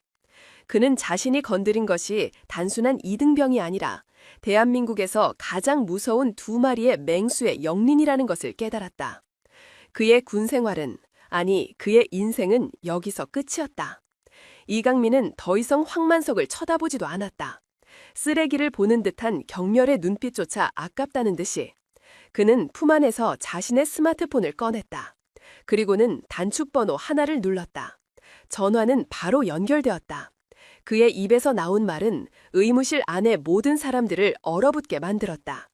나, 합동참모본부 이강민 중장이다. 지금 즉시 국군 방첩사령부 수사팀을 707 부대로 급파하도록. 현 시간부로 707부대 대대장 황만석 중령을 직권남용, 가혹행위, 그리고 군사기물보호법 위반 혐의로 긴급 체포한다. 그의 목소리는 최종 판결을 내리는 재판관처럼 차갑고 단호했다. 황만석의 얼굴에서 마지막 핏기마저 사라졌다. 그는 무언가 변명하려 했지만 목소리가 나오지 않았다. 그저 사시나무처럼 떨 뿐이었다. 이강민은 전화를 끊고 마지막으로 동생 서연을 향해 돌아보았다. 그는 동생의 눈물을 손으로 닦아주며 아주 희미하게 그러나 분명하게 미소 지었다. 이제 다 끝났다. 오빠들이 다 해결할게. 그것은 악몽의 끝을 알리는 신호이자 피해 복수를 예고하는 서막이었다. 두 장군의 분노는 이제 막 시작되었을 뿐이었다. 그들의 분노는 단순히 한 명의 중령을 체포하는 것에서 끝나지 않을 터였다. 그들은 이 사건의 배후에 있는 더 거대한 어둠, 부패한 뿌리 자체를 뽑아버리기로 결심했다. 화룡부대의 하늘 위로 강철 독수리와 불타는 코브라의 그림자가 거대하게 드리워지고 있었다. 심판의 시간이 다가오고 있었다. 황만석 중령의 긴급 체포는 군 전체를 뒤흔든 거대한 태풍의 시작에 불과했다. 그는 방첩사령부로 압송되자마자 살기 위해 자신이 아는 모든 것을 쏟아내기 시작했다. 자신은 그저 청룡회의 명령을 따랐을 뿐이라는 비겁한 변명과 함께. 하지만 그의 진술은 이강민과 이태민에게 거대한 어둠의 실체로 다가가는 중요한 실마리가 되었다. 예상대로 모든 것의 배후에는 육군 참모차장 백승철 중장이 있었다. 이강민은 즉시 군 검찰에 백승철에 대한 공식적인 수사를 요청했다. 하지만 백승철은 예상보다 훨씬 더 교활하고 강력한 상대였다. 그는 군내 핵심 요직에 포진한 자신의 인맥, 청룡회 멤버들을 총동원하여 수사를 방해하고 증거를 인멸하기 시작했다. 황만석의 입에서 나온 관련자들은 모두 약속이라도 한 듯 입을 다물거나 해외로 도피했다. 수사는 좀처럼 진척되지 못하고 벽에 부딪혔다. 마치 거대한 거미줄의 중심에 있는 독거미처럼 백승철은 안전한 곳에 숨어 조용히 비웃고 있었다. 그는 여기서 그치지 않았다. 오히려 적반하장으로 역공을 준비했다. 그는 자신이 통제하는 언론을 이용해 이 사건을 군내 파벌 싸움으로 몰아갔다. 강직한 두 장군 형제가 사적인 감정으로 유능한 지휘관을 모함하고 군의 기강을 무너뜨리고 있다는 악의적인 기사들이 연일 쏟아져 나왔다. 여론은 순식간에 악화되었다. 두 형제는 졸지에 정의의 사도에서 자신들의 권력을 남용하는 오만한 권력자로 둔갑해 있었다. 상황이 불리하게 돌아가자 백승철은 마침내 치명적인 마지막 카드를 꺼내들었다. 그것은 국가 안보 그 자체를 인질로 잡는 상상조차 할 수 없는 끔찍한 계략이었다. 어느 날 새벽 군 전체의 최고 경계 태세인 진돗개 하나가 발령되었다. 군사 분계선 인근에서 미 확인 비행체가 남하하는 것이 포착되었고 군은 그것을 북한의 무인 정찰기로 판단했다. 전군이 비상에 걸렸다. 전투기들이 긴급 출격하고 대공 방어 시스템이 가동되었다.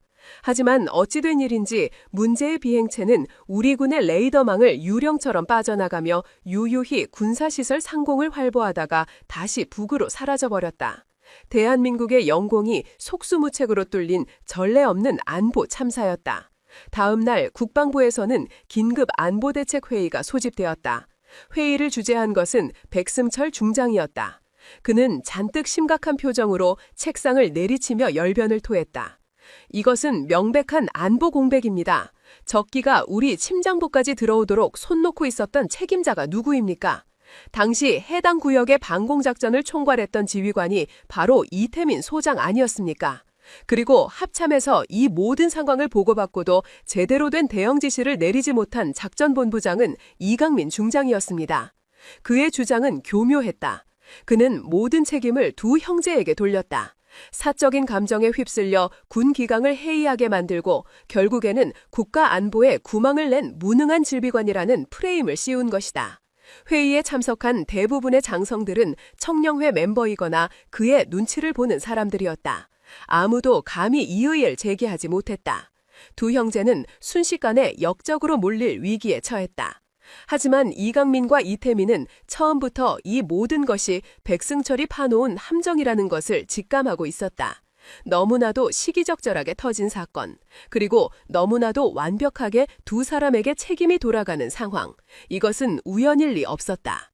그때 결정적인 단서를 제공한 것은 뜻밖에도 병상에 누워있던 서연이었다. 그녀는 국군수도병원으로 옮겨서 치료를 받고 있었다. 오빠들이 역적으로 몰리고 있다는 뉴스를 본 그녀는 문득 뇌리를 스치는 기억 하나를 떠올렸다. 자신이 폭행당하던 그날 정신을 잃기 직전 황만석이 부하에게 속삭이던 말.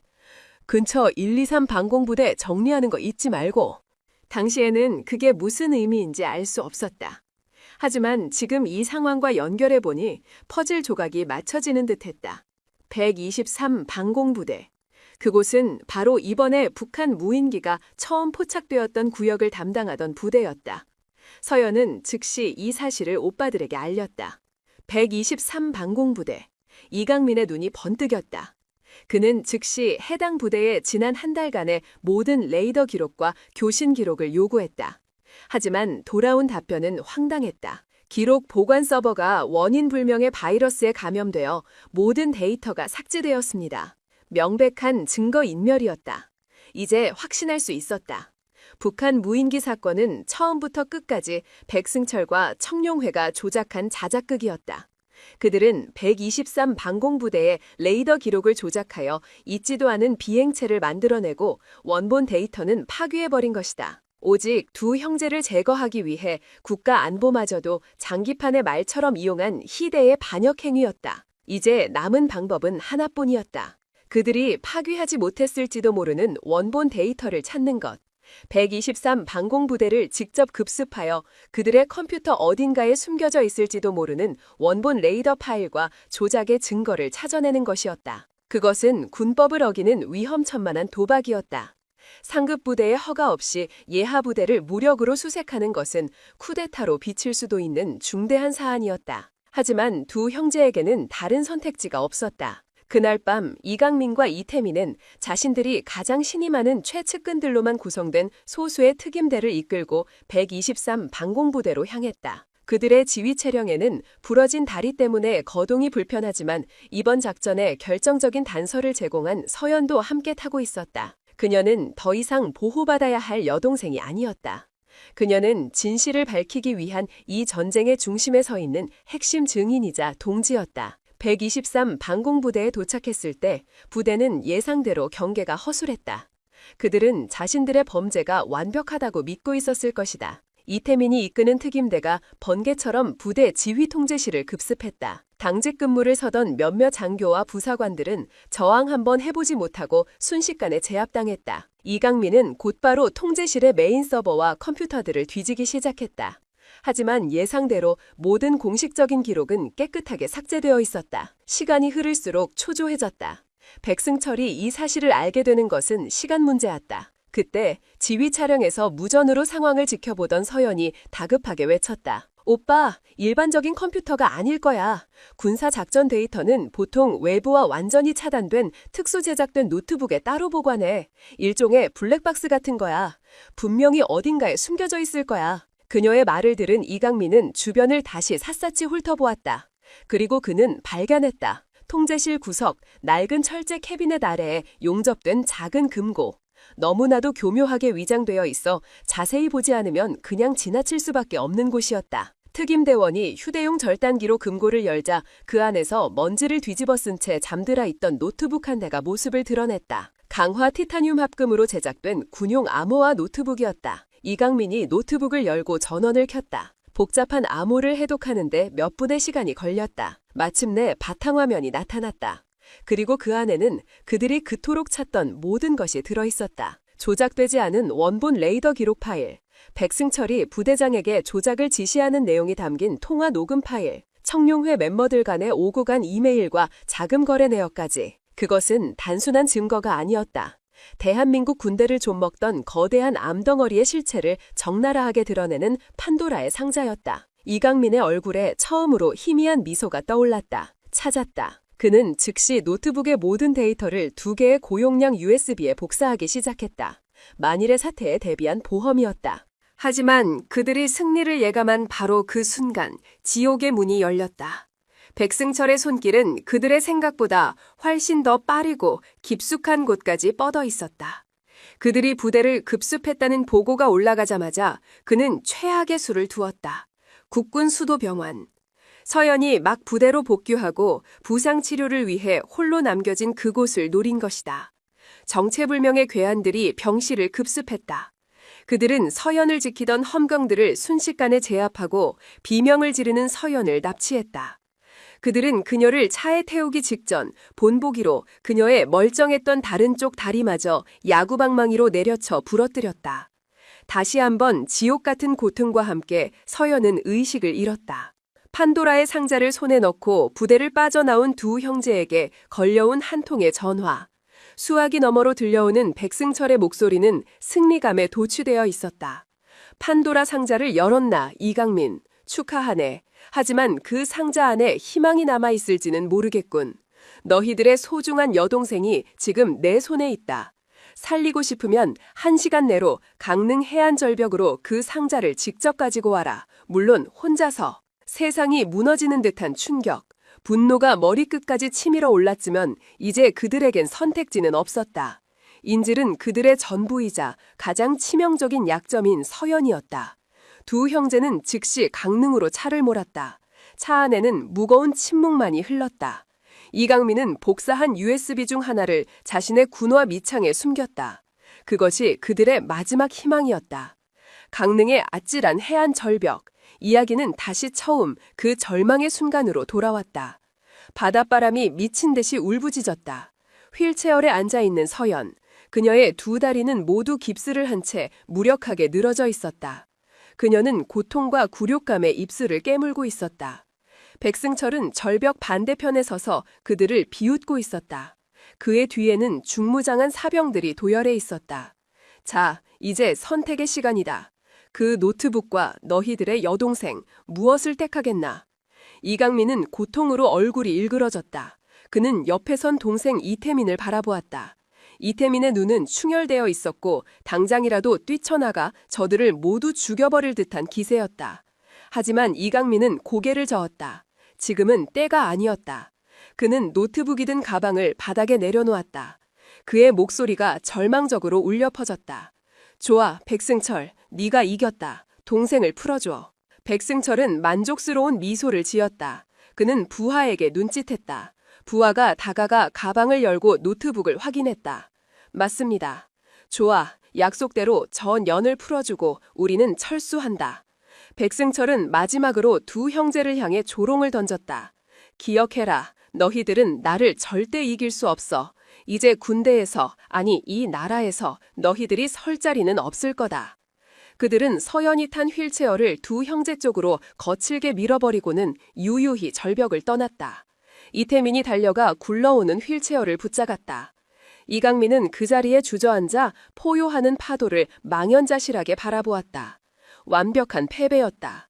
정의를 위해 모든 것을 걸었지만 돌아온 것은 산산조각난 명예와 만신창이가 된 동생뿐이었다. 절벽 위에는 세 남매의 깊은 절망과 미친 듯이 울부짖는 바람소리만이 남아있었다. 절벽에서의 굴욕적인 교환 이후 세 남매가 돌아오는 차 안은 무덤처럼 고요했다. 누구도 입을 열지 않았다. 아니, 열 수 없었다. 패배의 무게가 납덩이처럼 차 안의 공기를 짓누르고 있었다. 이태민은 운전대를 잡은 손의 마디마디가 하얗게 될 정도로 힘을 주고 있었다. 그의 턱 근육이 분노를 씹어삼키듯 꿈틀거렸다. 그는 백미러로 뒷좌석에 앉은 서연을 힐끗 쳐다보았다. 두 다리에 깁스를 한 채 창밖의 어둠을 멍하니 바라보는 동생의 모습이 그의 심장을 칼로 저미는 듯했다. 그는 차라리 그녀가 울거나 소리치기를 갈았다. 하지만 서연은 그저 침묵할 뿐이었다. 그 침묵이 더 큰 고통으로 다가왔다. 조수석에 앉은 이강민은 눈을 감고 있었다. 그의 얼굴은 평소보다 더 창백하고 차가웠다. 마치 모든 감정이 증발해버린 사람처럼 보였다.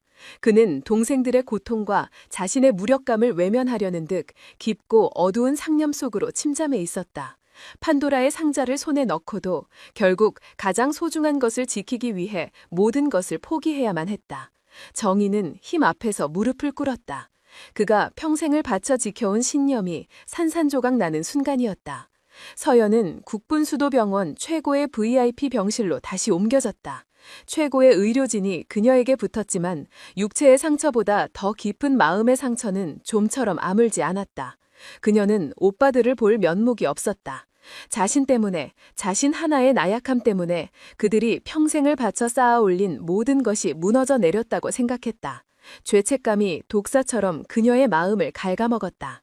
두 형제는 그날 이후 마치 약속이라도 한 듯 패배를 인정하는 듯한 모습을 보였다.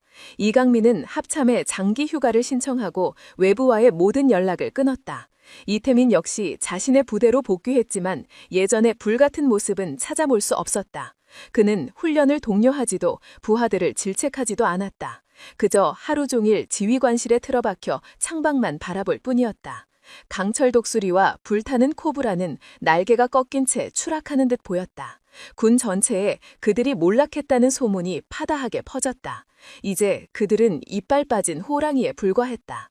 한편 완전한 승리를 거머쥔 백승철 중장은 의기양양했다.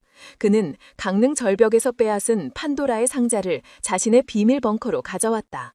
그는 노트북을 열어 안의 내용을 직접 확인했다. 자신의 목소리가 담긴 통화 녹음 파일, 총명회의 비밀 장부, 조작된 레이더 기록, 자신의 목을 죄 수 있는 모든 증거가 그 안에 고스란히 담겨 있었다.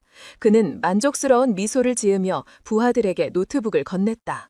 이것 흔적도 없이 완전히 녹여버려. 단 하나의 데이터 조각도 남아서는 안 된다. 부하들이 노트북을 들고 용광로로 향하는 것을 보며 그는 샴페인을 터뜨렸다. 모든 장애물이 사라졌다. 이제 그를 막을 수 있는 것은 아무것도 없었다. 그는 곧바로 다음 계획에 착수했다. 이씨 형제를 군복 벗기는 것을 넘어 아예 사회에서 매장시켜버릴 계획이었다. 그는 국방부 장관에게 긴급 안보회의 소집을 건의했다.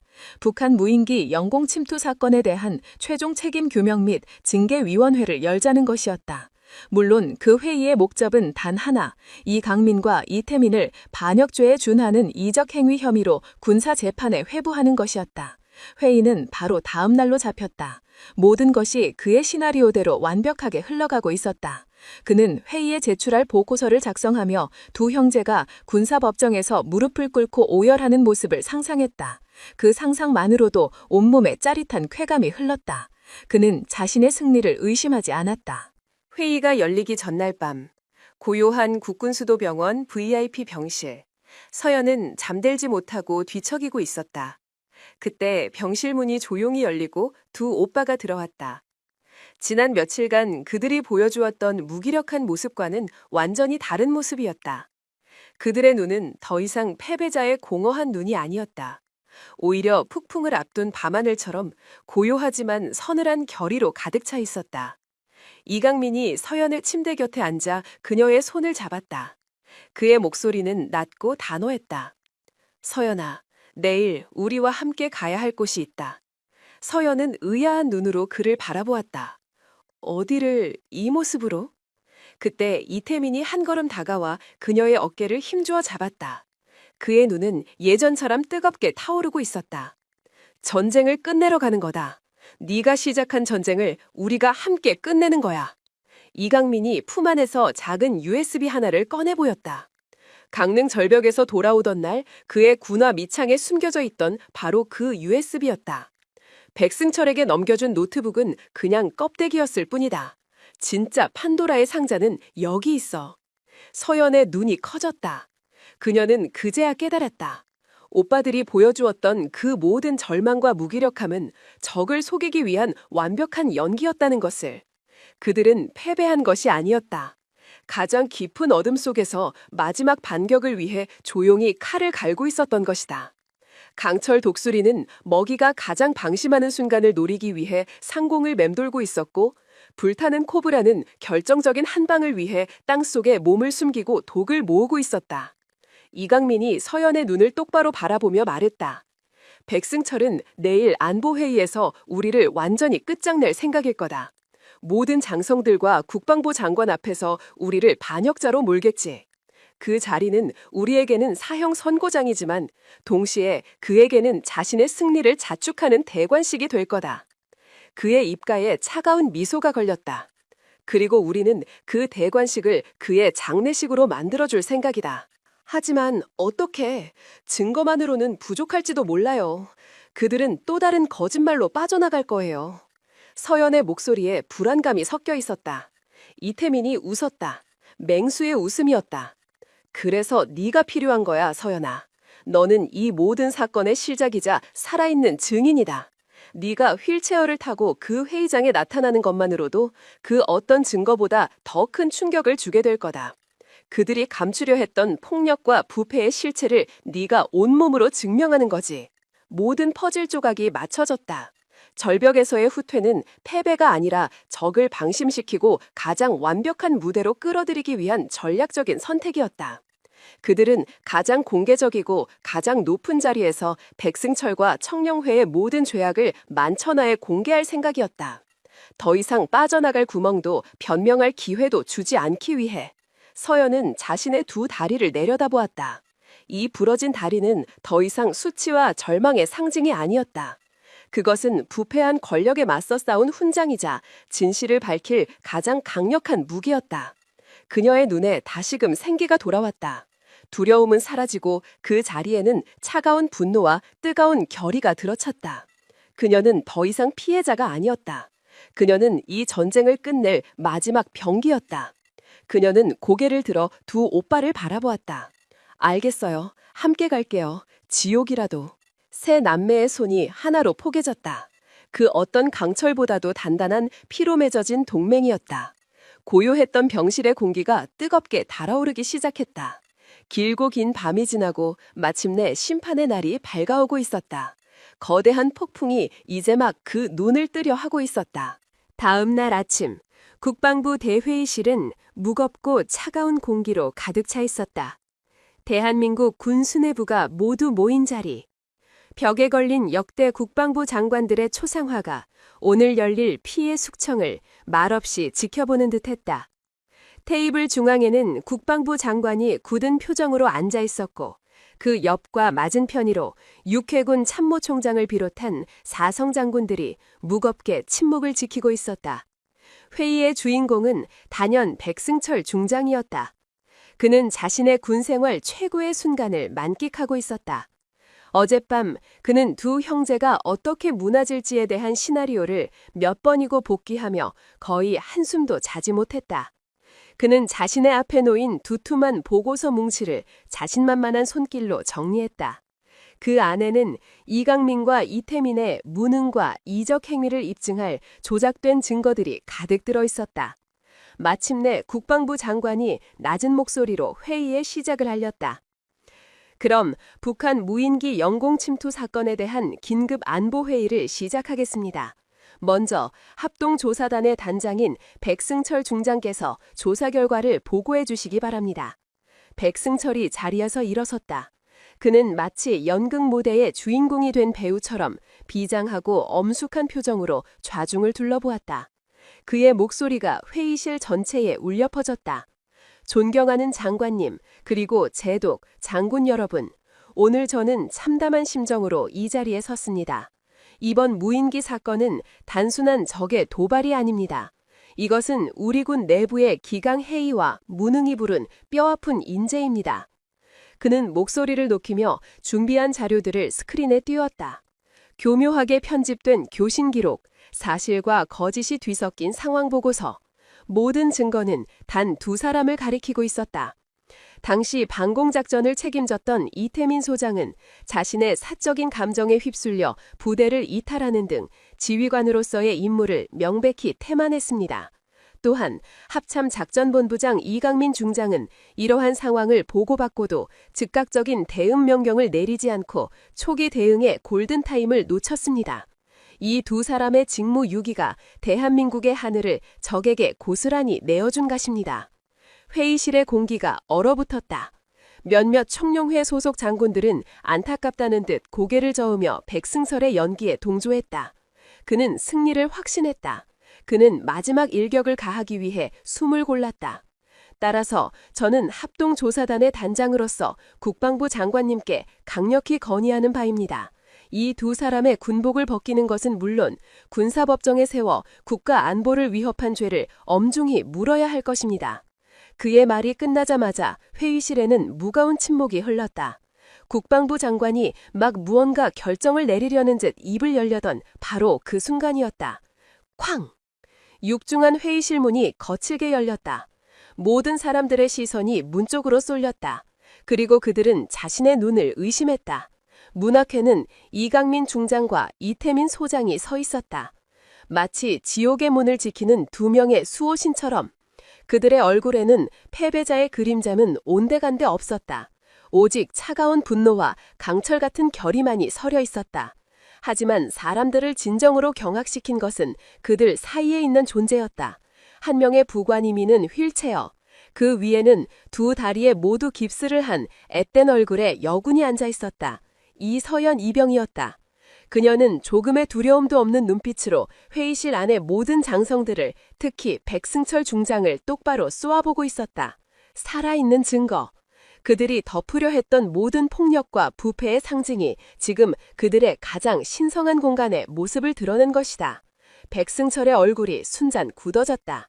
하지만 노련한 그는 금세 평정을 되찾았다. 그는 오히려 이 상황을 이용하기로 마음먹었다. 그가 헛기침을 하며 짐짓 근엄한 곡소리로 말했다. 이강민 중장, 이태민 소장, 여기가 어디라고 감히 허락도 없이 들어오는가? 그리고 저 여군은 또 무엇인가? 군의 중요 회의를 방해하는 행위 용서할 수 없네. 이강민이 천천히 회의실 안으로 걸어 들어왔다. 그의 발걸음 소리가 대리석 바닥 위로 서늘하게 울렸다. 그는 백승철의 바로 앞에 멈춰서서 얼음처럼 차가운 목소리로 물었다. 백중장, 자네가 가진 증거가 전부라고 확신하나? 백승철의 입가에 비웃음이 걸렸다. 그는 두 형제가 마지막 발악을 하고 있다고 생각했다. 이제 와서 무슨 추태인가? 모든 증거는 명백하네. 더 이상 발뺌할 생각은 말게. 그렇다면 이건 뭔가? 이번에는 이태민이 나섰다. 그는 들고 온 것과 똑같은 모양의 금속 가방을 테이블 위에 쿵 소리가 나게 내려놓았다. 모두의 시선이 그 가방에 쏠렸다. 이태민의 목소리가 회의실 전체를 울렸다. 우리가 자네에게 넘겨준 판도라의 상자는 그냥 텅 빈 껍데기였을 뿐이다. 자네가 윤광로에 녹여버린 건 우리가 친절하게 만들어준 복사본이었지. 그가 가방을 가리키며 말했다. 진짜는 바로 여기 있다. 우리가 자네에게 하나를 주고 진실을 위해 또 다른 하나를 남겨두었지. 백승철의 얼굴에서 처음으로 핏기가 사라지기 시작했다. 그의 이마에서 식은땀 한 줄기가 흘러내렸다. 설마, 아니야, 그럴 리가 없어. 그때 휠체어에 앉아있던 서연이 조용하지만 단호한 목소리로 옆에 부관에게 명령했다. 열어. 부관이 가방을 열고 그 안에 암호한 노트북을 회의실의 대형 스크린과 연결했다. 그리고 그녀가 마우스 클릭 하나로 첫 번째 파일을 재생시켰다. 치직거리는 잡음과 함께 회의실 안에는 너무나도 익숙한 목소리가 울려 퍼졌다. 백승철 자신의 목소리였다. 그냥 조작해. 국가 안보를 들먹이면 그 이씨 집안 제 자식들도 찍소리 못할 거다. 123 부대 서버는 완벽하게 날려보려. 어떤 흔적도 남기지 마. 그의 목소리가 울려 퍼지는 동안 회의실 안은 죽음과 같은 침묵에 휩싸였다. 국방부 장관의 얼굴은 분노로 붉게 달아올랐고 다른 장성들은 경악과 불신에 찬 눈으로 백승철을 쳐다보았다. 청룡회 멤버들은 얼굴이 새하얗게 질려 고개를 숙였다. 백승철은 온몸을 사시나무처럼 떨었다. 그는 미친 사람처럼 소리쳤다. 거짓말, 저건 조작된 거야. 음성 변조 프로그램으로 나를 모함하는 거라고. 하지만 그의 발악은 다음 파일이 재생되면서 처절한 비명으로 바뀌었다. 스크린에 나타난 것은 123 방공부대의 원본 레이더 기록이었다. 그 기록 어디에도 북한 무인기의 흔적은 없었다. 모든 것은 완벽한 허위이자 조작이었음이 만천하에 드러났다. 이어서 청룡회의 비밀 자금 거래 내역, 무기 부품 밀매 장부, 인사청탁 녹취록까지 그들의 추악한 범죄 행각이 담긴 판도라의 상자가 마침내 완전히 열려버린 것이다. 모든 증거가 공개되었을 때 이강민은 마지막으로 서연에게 눈짓을 보냈다. 서연은 마이크를 잡고 자신의 이야기를 시작했다. 자신이 활용부대에서 겪었던 부조리, 황만석의 폭력, 그리고 그들이 어떻게 군수품을 빼돌렸는지, 그리고 이 모든 것을 덮기 위해 그들이 어떤 끔찍한 짓을 저질렀는지. 그녀의 목소리는 떨리지 않았다. 그녀의 굳은 의지 앞에서 회의실 안의 그 어떤 별들도 빛을 잃었다. 그녀는 자신의 부러진 두 다리를 가리키며 말을 맺었다. 이 다리가 바로 여러분들이 외면했던 우리 군의 썩어버린 현실입니다. 이 다리가 바로 백승철 중장이 말하는 군기와 안보의 실체입니다. 그 순간 모든 것이 끝났다. 백승철은 더 이상 아무 말도 하지 못하고 그 자리에 주저앉아 버렸다. 그의 눈은 초점을 잃고 공허하게 흔들리고 있었다. 그의 완벽했던 왕국이 그의 눈앞에서 산산조각이 나버린 것이다. 국방부 장관이 자리에서 벌떡 일어났다. 그의 얼굴은 실망과 분노로 일그러져 있었다. 그는 문을 지키고 있던 헌병들을 향해 포효했다. 당장 저 반역자를 체포하라. 그리고 이 자리에 있는 청룡회 관련자들 단 한 놈도 빠짐없이 모두 체포해. 헌병들이 회의실로 들이닥쳤다. 그들은 넋이 나간 백승철의 양팔을 붙잡고 수갑을 채웠다. 회의실은 순식간에 아수라장으로 변했다. 여기저기서 고함과 비명이 터져나왔다. 한때 하늘 높은 줄 모르고 권력을 휘두르던 장성들이 개처럼 끌려나갔다. 대한민국 군 역사상 가장 거대하고 추악했던 암덩어리가 마침내 그 뿌리까지 뽑혀나가는 순간이었다. 그 모든 혼란의 중심에서 세 남매는 서로를 마주보았다. 그들의 눈에는 길고 긴 싸움의 끝을 알리는 안도감과 마침내 정의를 바로 세웠다는 뜨거운 자부심이 어렸다. 복수는 끝났다. 그리고 이제 새로운 시작이 그들을 기다리고 있었다. 국방부 대회의실에서 벌어진 그날의 사건은 단순한 반역자 체포극으로 끝나지 않았다. 그것은 대한민국군 창설 이래 가장 거대하고 철저한 외과 수술의 시작을 알리는 신호탄이었다. 판도라의 상자에서 쏟아져 나온 증거들은 군 전체를 경악시키기에 충분했다. 백승철과 청룡회가 군의 요직에 얼마나 깊숙이 그리고 얼마나 광범위하게 뿌리내리고 있었는지가 적나라하게 드러났기 때문이었다. 그들은 마치 암세포처럼 국방의 의무를 수행해야 할 건강한 조직 곳곳에 달라붙어 고름과 부패를 퍼뜨리고 있었다. 국방부 장관은 대통령에게 직접 상황을 보고했고 대통령은 전례 없는 권한을 동원해 특별합동수사본부를 구성했다. 본부장으로는 군내 그 어떤 파벌에도 속하지 않으며 강직함과 청렴함으로 존경받아온 해군 참모총장이 임명되었다. 그리고 그를 보좌하여 수사의 실무를 책임질 핵심 인물로 바로 이강민 중장과 이태민 소장이 나섰다. 그들은 더 이상 피해자나 복수자가 아니었다. 그들은 썩어버린 군의 환부를 직접 도려낼 집도의가 되었다. 수사는 상상을 초월하는 속도와 강도로 진행되었다. 청룡회의 핵심 멤버였던 백승철이 무너지자 그 아래에 있던 조직원들은 마치 모래성처럼 허물어졌다. 그들은 서로의 죄를 폭로하며 자신의 형량을 줄이려 발버둥쳤고 그 과정에서 또 다른 범죄와 연루자들이 꼬리에 꼬리를 물고 드러났다. 매일 아침 신문 일면은 전날 밤 긴급 체포된 장성들과 대령들의 얼굴로 도배되었다. 군수사령부, 방위사업청, 각급 부대의 인사, 군수, 감찰 라인에 있던 청룡회 조직원들이 거대한 그물에 걸린 물고기떼처럼 속수무책으로 끌려나왔다. 이태민 소장은 주로 현장을 지휘했다. 그는 특임대를 이끌고 전국 각지에 흩어져 있는 증거인멸 현장과 은신처를 급습했다.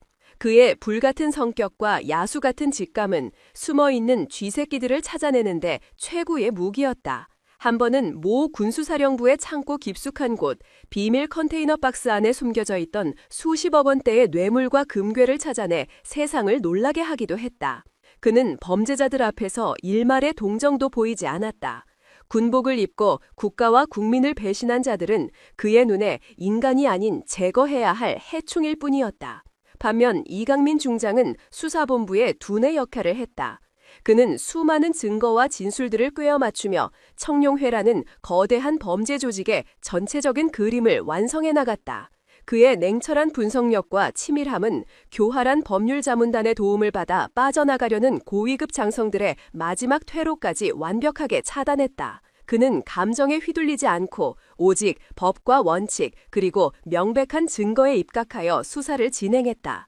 그의 책상 위에는 밤낮으로 불이 꺼지지 않았고 수많은 밤을 뜬 눈으로 지새우며 그는 대한민국 군의 미래를 위한 설계도를 다시 그리고 있었다. 대수술의 칼날은 단순히 청룡의 조직원들을 처벌하는 것에서 그치지 않았다. 이강민은 이번 기회에 군 전체에 만연해 있던 부조리한 시스템 자체를 뿌리 뽑아야 한다고 주장했다. 그의 주도하에 군 인사 시스템에 대한 대대적인 개혁이 시작되었다. 더 이상 출신 지역이나 학연, 인맥이 아닌 오직 개인의 능력과 실적, 그리고 도덕성만이 진급의 기준이 되는 투명한 시스템이 도입되었다. 군수품 조달 및 관리 시스템 역시 전면 개편되었다. 모든 거래 내역은 블록체인 기술을 기반으로 한 새로운 시스템에 기록되어 단 1원의 비리도 끼어들 틈이 없도록 만들어졌다. 물론 저항이 없었던 것은 아니다. 수십 년간 이어져온 기득권을 놓치기 싫었던 수많은 구시대의 군인들이 음으로 양으로 수사를 방해하고 개혁에 반발했다. 하지만 두 형제를 중심으로 똘똘 뭉친 개혁 세력과 이번 사건을 계기로 군의 변화를 열망하는 대다수 군인들, 그리고 국민적인 지지가 합쳐지자 그들의 저항은 찻잔 속의 태풍에 불과했다. 몇 달에 걸친 대수술 끝에 군사법원의 최종 판결이 내려졌다. 주범 백승철 중장은 반역죄와 이적죄, 군용물 열도, 직권남용 등 수십 개의 혐의가 모두 인정되어 종신형을 선고받고 불명예 전역했다.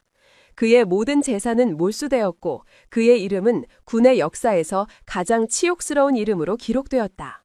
황만석을 비롯한 청룡회의 핵심 멤버들 역시 각각 수십 년의 중형을 선고받았다.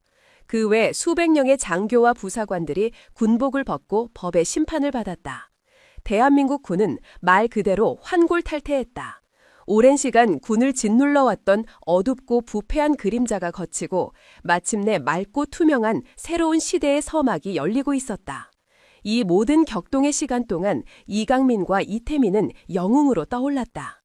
언론은 그들을 군을 구한 형제, 정의의 수호자라 칭송했다. 하지만 두 사람은 자신들에게 쏟아지는 스포트라이트를 애써 외면했다. 그들은 이 모든 변화가 자신들만의 힘으로 이룬 것을 알고 있었다. 이 거대한 수술의 시작점에는 아무도 알아주지 않는 곳에서 홀로 진실을 위해 싸웠던 한 평범한 이등병이 있었기 때문이었다. 모든 영광은 그들의 자랑스러운 동생 이서연의 몫이었다. 군 전체를 뒤흔든 거대한 폭풍이 지나가고 계절이 몇 번 바뀌었다. 이서연 이병의 이름은 이제 전군에서 모르는 사람이 없는 전설이 되어 있었다. 그녀는 부패한 거대 권력의 심장에 비수를 꽂은 용감한 내부 고발자이자 군 개혁의 상징적인 인물이었다. 온몸이 부서지는 고통 속에서도 불의에 굴복하지 않았던 그녀의 이야기는 군내 모든 신병교육대의 정신교육 자료로 활용될 정도였다. 그녀의 두 다리는 수차례의 대수술 끝에 기적적으로 회복되었지만 완벽하게 예전으로 돌아갈 수는 없었다. 평생 가벼운 다리 저는 증상을 안고 살아야 한다는 진단이 내려졌다. 더 이상 과거처럼 전장을 누비는 현역 전투병으로 복무하기는 힘들다는 의미였다. 국방부는 그녀의 공로를 인정하여 1계급 특별 진급과 함께 전상 군경으로 예우하여 명예롭게 전역할 것을 제안했다. 그것은 모두가 인정하는 그녀가 받아 마땅한 영예로운 길이었다. 만약 그녀가 군에 남기를 원한다면 국방부 본부나 합동참모본부 같은 편안하고 안전한 행정보직으로 옮겨주겠다는 파격적인 제안도 뒤따랐다. 모두가 그녀가 둘 중 하나의 길을 택할 것이라고 생각했다. 지옥 같은 곳에서의 기억을 씻어내고 영웅으로 칭송받으며 새로운 삶을 시작하거나 혹은 오빠들의 곁에서 안전하게 군 생활을 이어가는 것. 그것이 가장 합리적이고 당연한 선택처럼 보였다. 하지만 서연의 선택은 모두의 예상을 완전히 벗어났다. 어느 맑은 가을날 그녀는 퇴원을 앞두고 두 오빠를 자신의 병실로 불렀다. 훨씬 건강해진 얼굴이었지만 그녀의 눈빛은 그 어느 때보다 진지하고 단호했다. 그녀는 두 오빠 앞에서 자신의 결심을 조용히 그러나 힘주어 말했다. 저는 돌아가겠습니다. 이태민이 의아한 표정으로 물었다. 돌아간다고? 어디로? 707 포병여단 화룡부대로 돌아가겠습니다. 그녀의 말에 병실 안에는 순간 정적이 흘렀다. 이강윈의 미간이 미세하게 좁혀졌고 이태민은 믿을 수 없다는 되물었다. 서연아, 너 지금 제정신이야? 거긴 네가 죽을 뻔했던 곳이야. 그 끔찍한 기억들이 남아있는 곳으로 왜 다시 돌아가겠다는 거야? 서연은 창밖 멀리 보이는 북녘의 산들을 바라보며 차분하게 대답했다. 그래서 돌아가야 해요, 오빠들. 그녀는 두 오빠를 번갈아 보았다. 오빠들이 군 전체를 바꿔놓으셨어요. 부패한 지휘관들을 몰아내고 썩은 시스템을 개혁하셨죠. 하지만 진정한 변화는 가장 낮은 곳에서부터 시작되어야 한다고 생각해요. 제가 겪었던 그 고통, 박지수 하사님이 당했던 그 아픔, 그런 일들이 다시는 일어나지 않도록 누군가는 그곳을 지켜봐야 해요. 그녀는 자신의 다리를 내려다보았다. 이 다리는 저에게 상처이기도 하지만 동시에 훈장이기도 해요. 제가 그곳으로 돌아가 그 자리에 서 있는 것만으로도 과거의 잘못을 반복하려는 사람들에게는 경고가 될 것이고 저처럼 고통받는 약한 후배들에게는 희망과 용기가 될 수 있을 거예요. 저는 도망치고 싶지 않아요. 제가 넘어진 그 자리에서 제 발로 다시 일어서고 싶어요.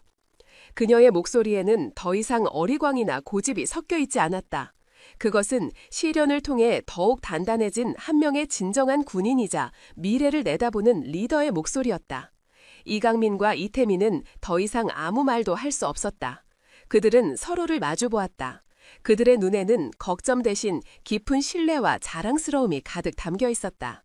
그들의 동생은 이제 그들이 지켜주어야 할 연약한 존재가 아니었다. 그녀는 스스로의 길을 개척해 나갈 준비가 된 강인한 전사였다. 이강민이 조용히 고개를 끄덕였다. 알겠다. 네 선택을 존중한다. 몇 달 후 겨울의 문턱에서 다시 찾은 철원의 707 포병여단. 부대의 풍경은 예전과 달라진 것이 없었지만 공기는 완전히 바뀌어 있었다. 황만석의 포갑적인 공포정치 아래 숨막혔던 부대는 이제 활기차고 건강한 기운으로 가득 차 있었다. 새로 부임한 대대장은 병사들과 함께 땀 흘리고 소통하는 존경받는 지휘관이었다. 연병장 한쪽에서는 갓 자대에 배치된 신병들에 대한 교역이 한창이었다. 그 중에서도 유독 눈에 띄는 것은 처음으로 군 생활을 시작하는 여군 신병들의 무리였다. 그리고 그들 앞에서 절뚝거리지만 누구보다 꼿꼿한 자세로 서서 교육을 진행하는 한 명의 하사. 바로 일병에서 진급한 이서연이었다. 그녀는 비록 목발에 의지하고 있었지만 그녀의 목소리는 연병장 전체를 울릴 만큼 힘찼다. 그녀는 후배들의 흐트러진 자세를 바로잡아주기도 하고 때로는 따뜻한 격려를 건네기도 했다. 그녀의 모습은 과거 자신을 짓밟았던 폭력적인 권위가 아닌 진정한 리더십이 무엇인지를 온몸으로 보여주고 있었다. 부대 한쪽 언덕 위에서 두 명의 장군이 그 모습을 흐뭇하게 바라보고 있었다. 이강민과 이태민이었다. 그들은 동생의 부대 방문을 핑계로 멀리서나마 그녀가 잘 적응하고 있는지 지켜보기 위해 온 것이었다. 이태민이 껄껄 웃으며 말했다. 저 녀석 이제 제법 간부태가 나는데 나보다 더 무섭겠어. 이강민은 말없이 미소 지었다. 그의 눈에는 이제 더 이상 보호해야 할 막내 동생이 아닌 대한민국 군의 미래를 이끌어갈 한 명의 훌륭한 동료 군인이 보였다. 그녀는 스스로의 힘으로 불 속에서 걸어나와 자신의 가치를 증명해냈다. 두 사람은 서로를 보며 자랑스럽게 미소 지었다. 이서연이라는 작은 씨앗에서 시작된 변화의 바람이 이제 군 전체를 감싸는 거대한 태풍이 되어 새로운 시대를 열고 있었다. 진정한 명예와 평등 그리고 정의가 살아 숨쉬는 새로운 군의 역사가 바로 저 연병장에서 한 여성 군인의 꺾이지 않는 용기 위에서 시작되고 있었다. 이야기는 여기서 끝납니다. 이서연 하사는 자신이 상처받았던 바로 그 자리로 돌아가 새로운 희망을 만들어가는 길을 선택했습니다. 여러분, 이것이 과연 올바른 선택이었다고 생각하십니까? 만약 여러분이 두 장군과 같은 상황이었다면 모든 것을 걸고 가족을 구하기 위해 싸울 수 있었을까요? 여러분의 생각을 댓글로 남겨주세요. 여러분의 이야기가 또 다른 용기의 시작이 될 수 있습니다.